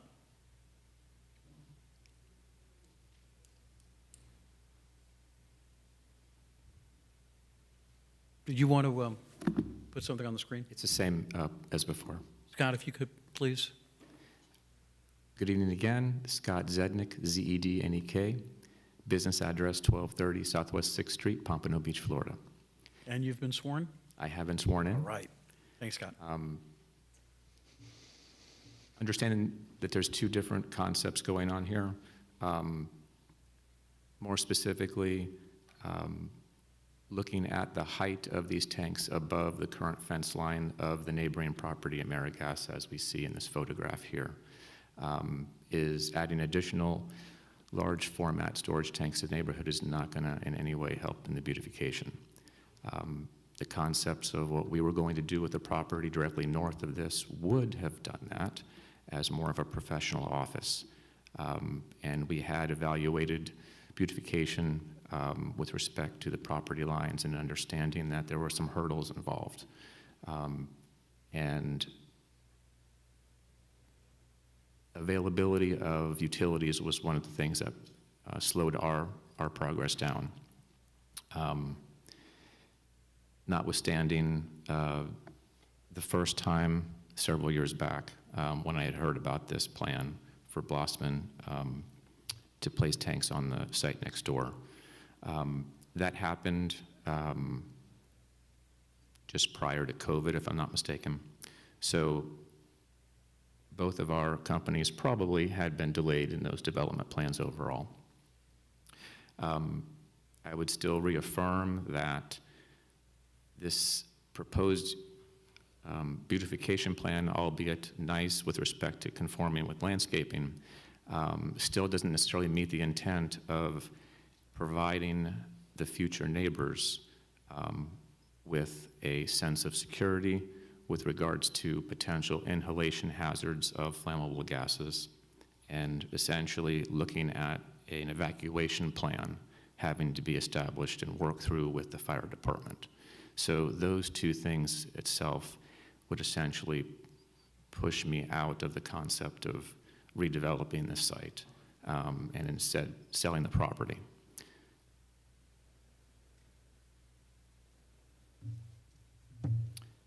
Given that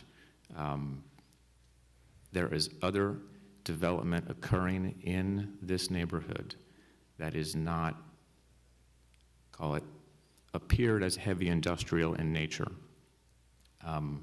large above-ground fuel tanks don't need to be added. It is an additional expense to put them underground, but it's also a practical concept that if you were to bury tanks underground, you could put more of them underground, you could have more storage, and you could have better turning radiuses with respect to the trucks that are going to be utilizing the site. That would be one question that I would have for the development team, which is, will there be gas trucks stored on the property overnight?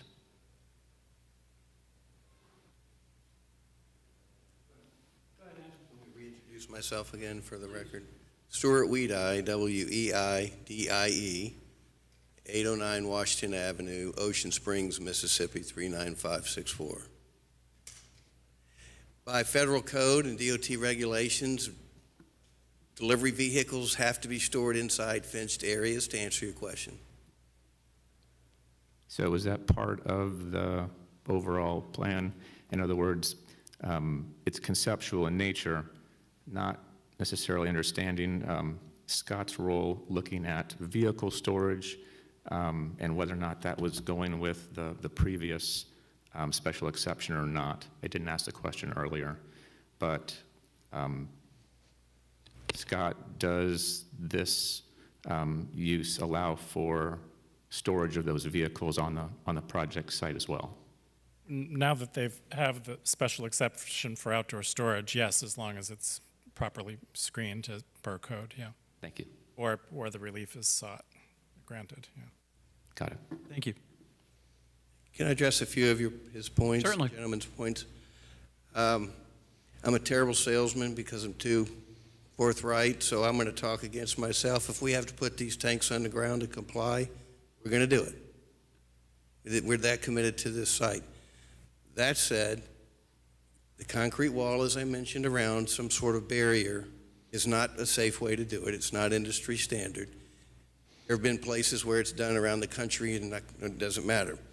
Secondly, you put a tank underground, you can't inspect it visually on an ongoing basis. You do ongoing testing on the integrity of that tank. but generally there can be things that are collecting.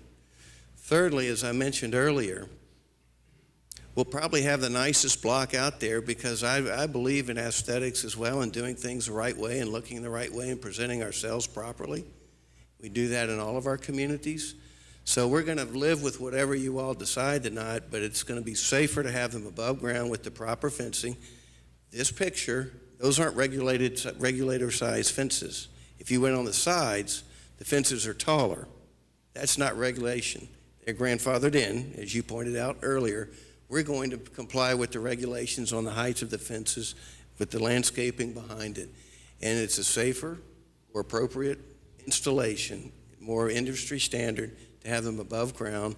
We'll do whatever the county or the city says we need to do to comply to make it look aesthetically pleasing.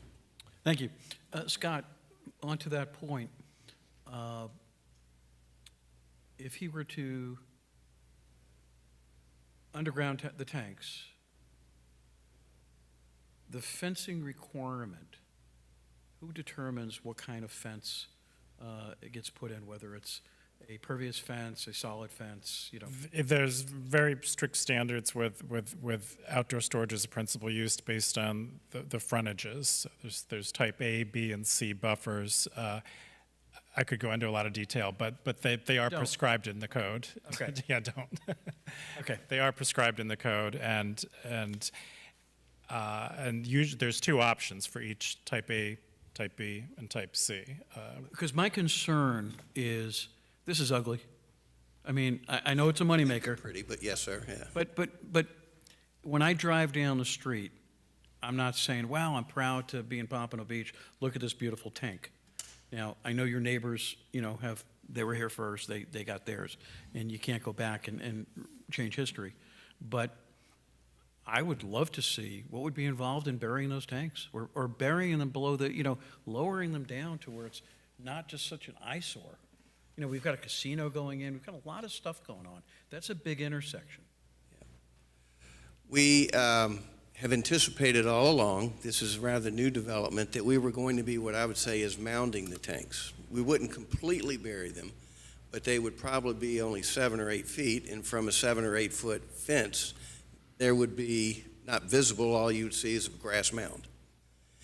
And again, I'm talking against myself in terms of cost, but we've expected that that was what we were going to have to do. But it wouldn't be visually unpleasing to anything. You would just see No, it sounds like now we're stanchions out there that have pipes. We have Mount Trashmore too. I mean, you know, that's a lot taller. Yes. We're used to that. A bit. So you could lower this whole project down. Correct. Okay. But then I think you only need a 7 or 8 foot regulation type height fence to comply with the codes. And we have to submit to the Department of Homeland Security a fire analysis for every single installation, and that's to be approved, comes back, so forth, and it has fencing requirements and everything else in it. All right, no, I appreciate that. Scott, and I'm just asking if it were the pleasure of the board to go with the buried tank, I'll say buried tank in generics, how would we rewrite this? Chair? Ma'am. With all due respect, the code, Oh, whenever somebody starts that, you know, you're about to get. only because I'm talking to you, Dan. The code, we're seeking a variance for a code requirement that states flammable liquids or gases in excess of 1,000 gallons shall be stored underground. And I'm hearing no reason why these tanks can't be buried. I did hear an assertion that it's safer to be able to visually inspect these tanks. You're the tank lady. Go ahead. Tanks and docks. And so 62761 of the Florida statutes has very clear provisions for requirements for underground storage tanks, for the safety of those tanks, and to allow for those tanks to be monitored without being able to visually inspect them.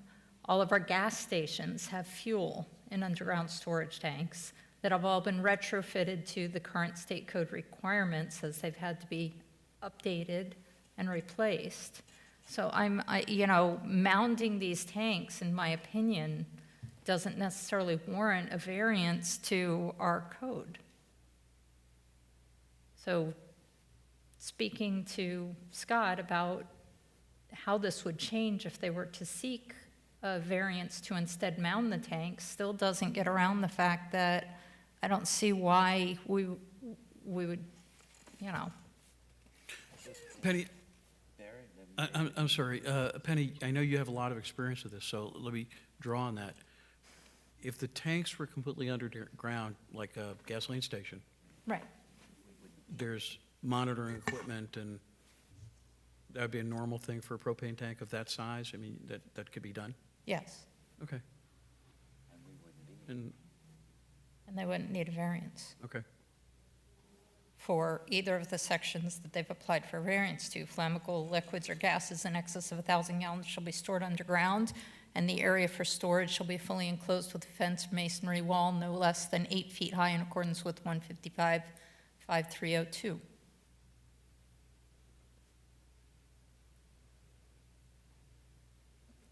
Okay. Any comments, gentlemen?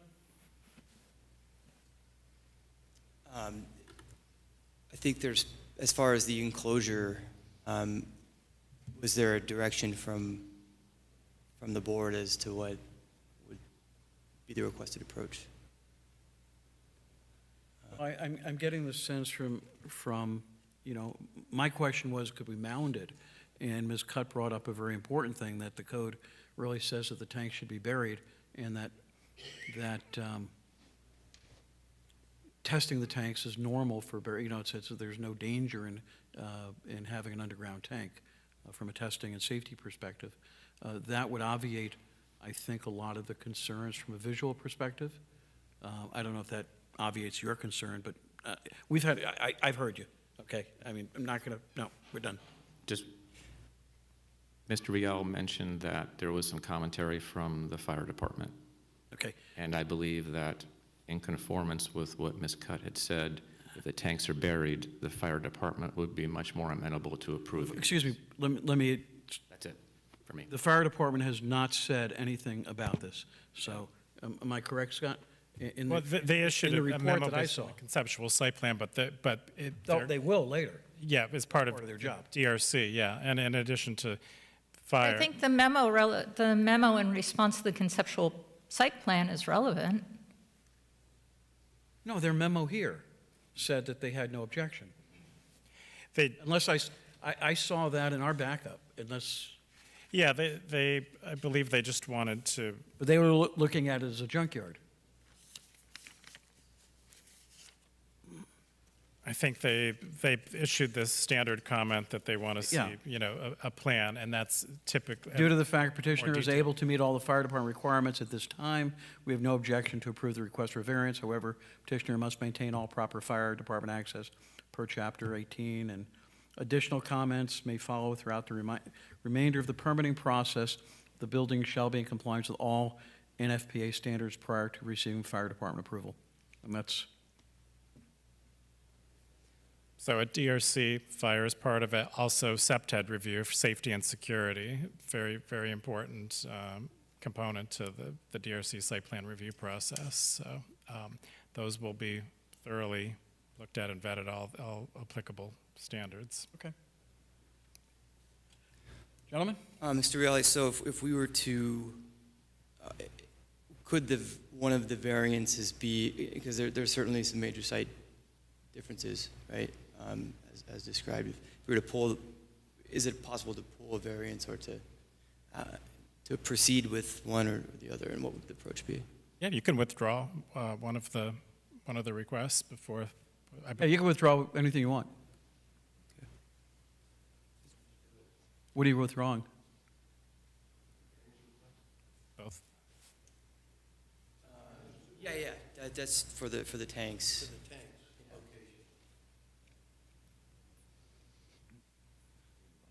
Scott, there are withdraw the two, budget. I just want to go back to my notes here. Allow 2 tanks above ground, and the other one is to the height limitation of the 2 tanks. Are they seeking to withdraw variance 24-11000004?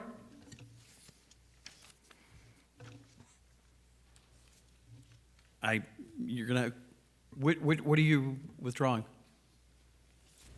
The portion for the positioning of the tanks. Above or under. All right, that's the, Is that the one in reference to the variance on above-ground tanks as opposed to mounded or underground tanks? If that's what that one refers to, I don't know which number. So there was a request for a special exception, which was granted, and then there was a request for the variance. The variance had two items in it. One of the item states that the outdoor storage shall be fully enclosed. The other one states that flammable liquids or gases in excess of 1,000 gallons shall be stored underground. Correct. It's one case number for both of those items requiring the variance. But each item is voted on separately, so if you, at your, you can withdraw one of them if you're willing to put them underground. You can withdraw the entire application, however you want. I'm sorry, just for purposes of the record, I'm trying to make sure, because what I'm looking at is slightly different than what Ms. Cutt just quoted. There are two items that are being requested for variance. The first one is, as you said, the above-ground storage tanks. That was the first one. That's what I have. The second one, however, talks about the height of the perimeter fencing and screening. That they wanted to, if the first were granted, I'm assuming, they were looking to increase the height of the fence. So the request, I'm guessing, they need to clarify is whether or not one is dependent on the other and they are withdrawing both, or they are withdrawing one. Well, we would like to withdraw the first one on the request to allow the installation of tanks above ground. And so that particular request was not dependent on the second as it relates to the increased height of the fence. I think the second, it becomes moot because the tanks won't be visible So the anymore, suggestion because is... they'll be lower, and Yeah, so you the can put a suggestion standard is- fence. Yeah, I agree. So the suggestion is to withdraw both. I need you to confirm that. Yes, sir. Thank you. okay. So you batted 500. The major leagues, that was pretty good. And we hope we'll be able to figure all this out with staff and have you here as a neighbor. Thank you. And for the record, they withdrew on case number I'm sorry, the variance for Bosman Gas of Louisiana, P&Z 24-110004 has been withdrawn. Before I forget, and we leave, Scott, you wanted to go over some dates for the June meeting. Yes, I've learned this afternoon that there's a conflict. This room is booked for a meeting that is scheduled the exact same time that the ZBA meeting is scheduled for next month, which is June 20th. So I spoke to the city clerk, and we can't do it on the Wednesday, the 19th. That's Juneteenth. City is closed. So the 18th is available. This room at 6 p.m. That's on a Tuesday rather than a Thursday, June 20th. No, that's City Commission's meeting the 11th and the 25th. So the 18th. Everybody meet is on the. safe. So it would be June 18th, that's Tuesday at 6 p.m. instead of Thursday, June 20th. Correct. Tuesday, June 18th. Do I have a motion? Motion to change the June 20th meeting to June 18th at the same time. Second. Thank you. All those in favor say aye. Aye. Motion carries. Good. So, Meredith, we've got that taken care of. Thank you. And if you'd be sure to let, I know, especially like Mr. Lally, and know that it's changed ahead of time, so he Yes. doesn't book anything into that. Yes, I'll send. By the way, I got a text from him.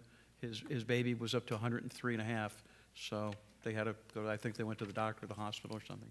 So it was serious. Okay. Does anybody want to take a break? I do. You do? All right, we're going to take a 5.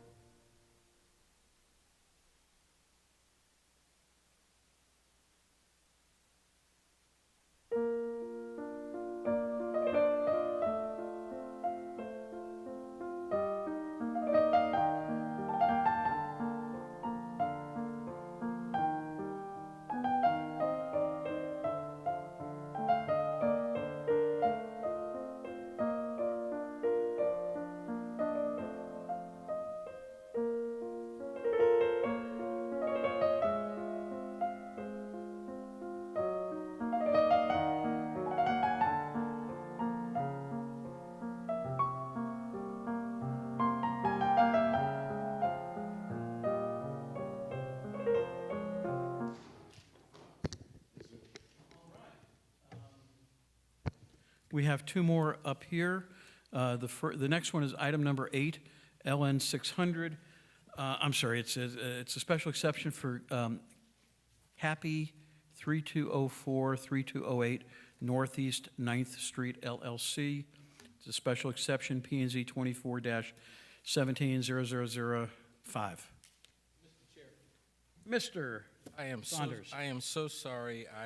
In all fairness to the applicant, I was myself, along with the applicant for the final item, have been talking along with Scott outside. And if you will indulge me, I'd like to have the board consider a motion. It appears that the applicant is not looking to, based on his application, pursue a family community residence. I believe statutorily this is an adult family care home, which has a different set of criteria. So what I'm going to ask is that the board would postpone this item, give Development Services in our office an opportunity to clarify that, and then once that occurs, should it become necessary to bring it back because it may be something different, then we'll do that. But if not, it will be withdrawn. When do you want to postpone it until? To the next meeting. Okay, is the applicant here? Are you good with that? Yes. Okay. Then I'd like a motion, please, to postpone special exception for Jean-Pierre Family Community Residence, P&Z 24-170006, to the June 18th meeting at 6 p.m. So moved. Thank you. Will there be any noticing? No need. Okay. So there's no notice. If anyone is here or watching us throughout the world on the, we have postponed item number 9, special exception for Jean-Pierre Family Community Residence. That will be heard on June 18th at 6 p.m. Nothing else tonight. Thank you. And I apologize to you. We sort of got in the middle here. Please tell us who you are. Great. Thank you very much, Chairman, Board. David Millage, M-I-L-L-E-D-G-E. I have been sworn in, and I'm here on behalf of the applicant and property owner. And your address, please? Oh, I apologize. 14 Southeast 4th Street, Suite 36, Boca Raton, Florida. Thank you. Mr. Reale. Thank you, Mr. Chairman. For the last item tonight, the applicant landowner is requesting special exception approval as required by Section 155-4225C1 of the zoning code in order to utilize the subject property, which is zoned RM20, for a hotel or motel. The property is located on 2 adjacent parcels on the Barrier Island along the south side of Northeast 9th Street, between North Riverside Drive and North Ocean Boulevard, which of course is A1A. The subject property has no open building permits, no business tax receipts. The subject property consists of 2 adjacent multifamily dwellings on separate parcels, each built in the early 1950s with a total of 9 dwelling units. The allowable density for hotels differs from the number of permanent multifamily units. The maximum number of hotel rooms is allowed to be twice the number of permanent dwelling units. The land use is MH, medium high, which allows for 25 dwelling units per acre. And the applicant, so 23 hotel lodging units were actually permitted by right. However, the applicant is proposing just 10 lodging units. The parking requirement for hotels of this size is 1 space per lodging unit. Aerial and street imagery suggests the site has sufficient parking, 12 spaces. They're only proposing 10 lodging units for the hotel-motel use. It should be noted that the existing parking spaces encroach into the Northeast 9th Street right-of-way. However, this is extremely common and common legal nonconformity in older properties on the Barrier Island. There are a variety of visitor accommodation uses located on the Barrier Island, including condo hotels, bed and breakfast, a hotel, a motel, short-term rentals, many of which are located in multifamily residential zoning districts. And in recent years, the ZBA, many of you probably are familiar with these types of applications, they've granted a number of special exceptions for hotels and motels in the RM20 zoning district. There is an applicable comprehensive plan policy which supports the use of this. It's policy 010310. which says support and promote hotels, motels, and other tourist accommodations in designated residential, commercial, and commercial recreational land use designations. And the RM20, the RM20 district is established to predominantly be multifamily dwellings, but also includes hotels and motels as special exceptions. There are 13 special exception review standards. If the board, the applicant has addressed each of those review standards, and should the board determine the applicant has provided competent, substantial evidence sufficient to satisfy those 13 special exception review standards, the board requests the following 2 conditions in the order. The first is to obtain all necessary governmental permits and approvals, including change of certificate of occupancy, a zoning use certificate, and a business tax receipt for the hotel motel use with a maximum of 10 lodging units. And the second recommended staff condition is to obtain a unity of title or a similar covenant declaration that unifies the 2 parcels for zoning purposes. And that concludes staff's report. Thank you, Scott. Mr. Millage. Again, board, thank you. David Millage for the record. So this is an aerial of the property. As Scott had mentioned, it's located on the south side of Northeast 9th Street. And again, as Scott has mentioned, it's within the MH medium-high land use with the RM20 zoning district. Again, as Scott had mentioned, these are 2 separate legal lots of record, but based off of staff's proposed condition of approval, there would be some type of unity of title. Unity of title. So this is a special exception requesting a hotel for 10 rooms. Primarily, the purpose of the hotel would be short-term rentals, so not necessarily your traditional brick-and-mortar hotel, but it's really more short-term rentals. So I just wanted to show a couple images here. This is kind of what the property previously looked like, but the owner actually is a good neighbor. They've done a lot of improvements. They've had landscape islands, new landscaping, new hardscape, re-blacktop the parking area, so they're really trying to beautify the area. And I'm open for any questions from staff or from What's the difference between a short-term rental and a traditional hotel?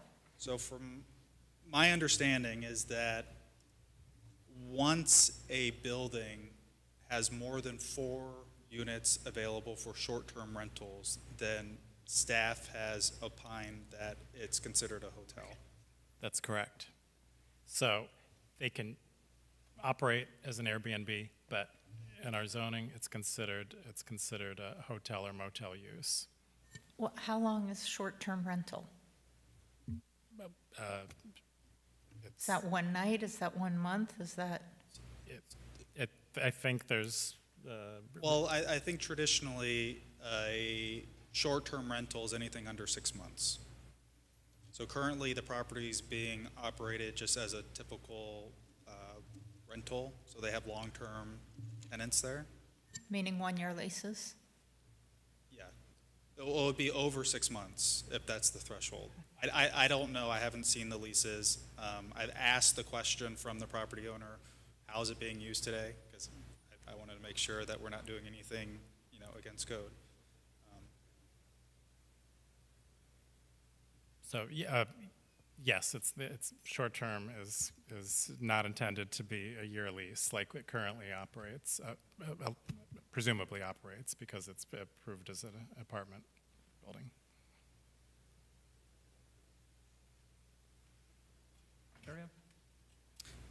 Unless there's any further questions, I'd be happy to answer. Again, this is currently approved for 9 residential units. They're requesting 10 hotel units. From my understanding, again, there is 1 unit that's essentially a double unit, so they would put a new demising wall and meet all other code requirements, fire, building, and receive the proper licensing from the state of Florida.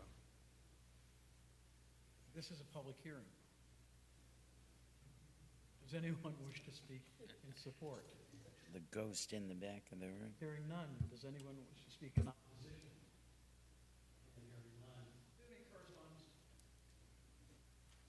There was one letter of objection from a Mr. Joseph and Madeline Clark.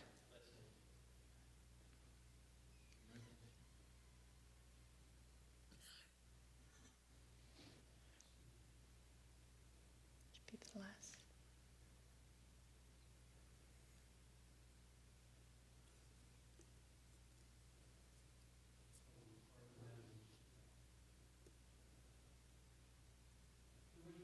Mr. Chair, your mic. Can you turn your mic on? Basically, the letter from Joseph E. Clark and Madeline S. Clark is saying there's too many multifamily, too much traffic. I won't bother reading the whole thing, but they're definitely against it.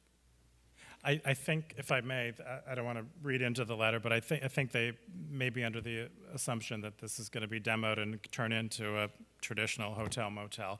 The site isn't really changing at all. It's just No, it's basically, we've done these before. We're just changing the usage, but not changing the usage. Wait a minute, we're changing the designation. correct. But the building itself, the site itself. Same brick and mortar. Okay. Board have any questions? No. Nope. Closing comments? Nope. No, Good. sir. Thank you. Public hearing is closed. Board discussion or motion? Let's see how much I can read here. In P&Z, number 2417000005, I move that we find that there is competent and determined substantial evidence in the record that all the requirements for granting the special exception have been met, and that we grant that variance subject to the conditions requested by staff. May I have a second? Second. Thank you. See, nobody further talks on the discussion? microphone but me.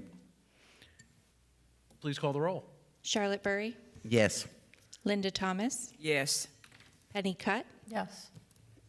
Bruce Sampolsky, Daniel Yaffe. Yes, you're approved. Good luck. Thank you very much, Board. I appreciate it. It was a long night. Do I have a motion to adjourn? So moved. Mr. Chair, before you accept that, there is about 5 minutes I need of everyone's time, if you will yield. Yes. He needs 5 minutes of our time. What'd I do now? Starting now, buddy. Starting Remember, now. the I got mind the can timer. only absorb what the rear end can endure, so make it quick.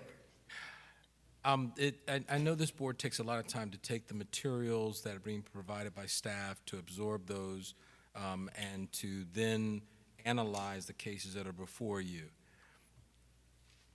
But I want to make it very clear that one of the issues that you have to deal with, that our office has to deal with, is when there are challenges to your rulings, that there needs to be sufficient evidence in the record that would substantiate the ruling because of competent substantial evidence that you have reviewed based upon your criteria. When that is absent or insufficient, it places our office in a very precarious situation, because now we're trying to not create something, but we're grabbing at straws, and it puts us in a very indefensible position. So are you asking for the board members to give a reason, try to? What I'm asking the board to do is make sure that you are looking at the criteria. If there are specifics that the applicant is not addressing, you need to ask those questions.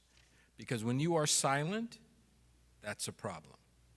And the other part, the flip side of that is that when you are asking questions that are not germane to your criteria, that becomes a problem.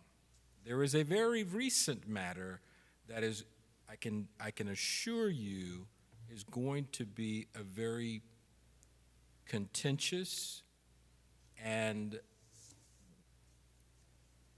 it's going to be a problem.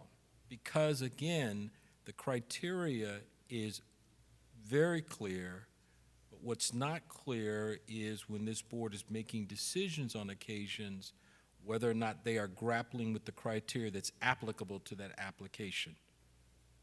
Because again, it's got to be based on competent substantial evidence consistent with your criteria, and when you are addressing other matters that are not being brought out,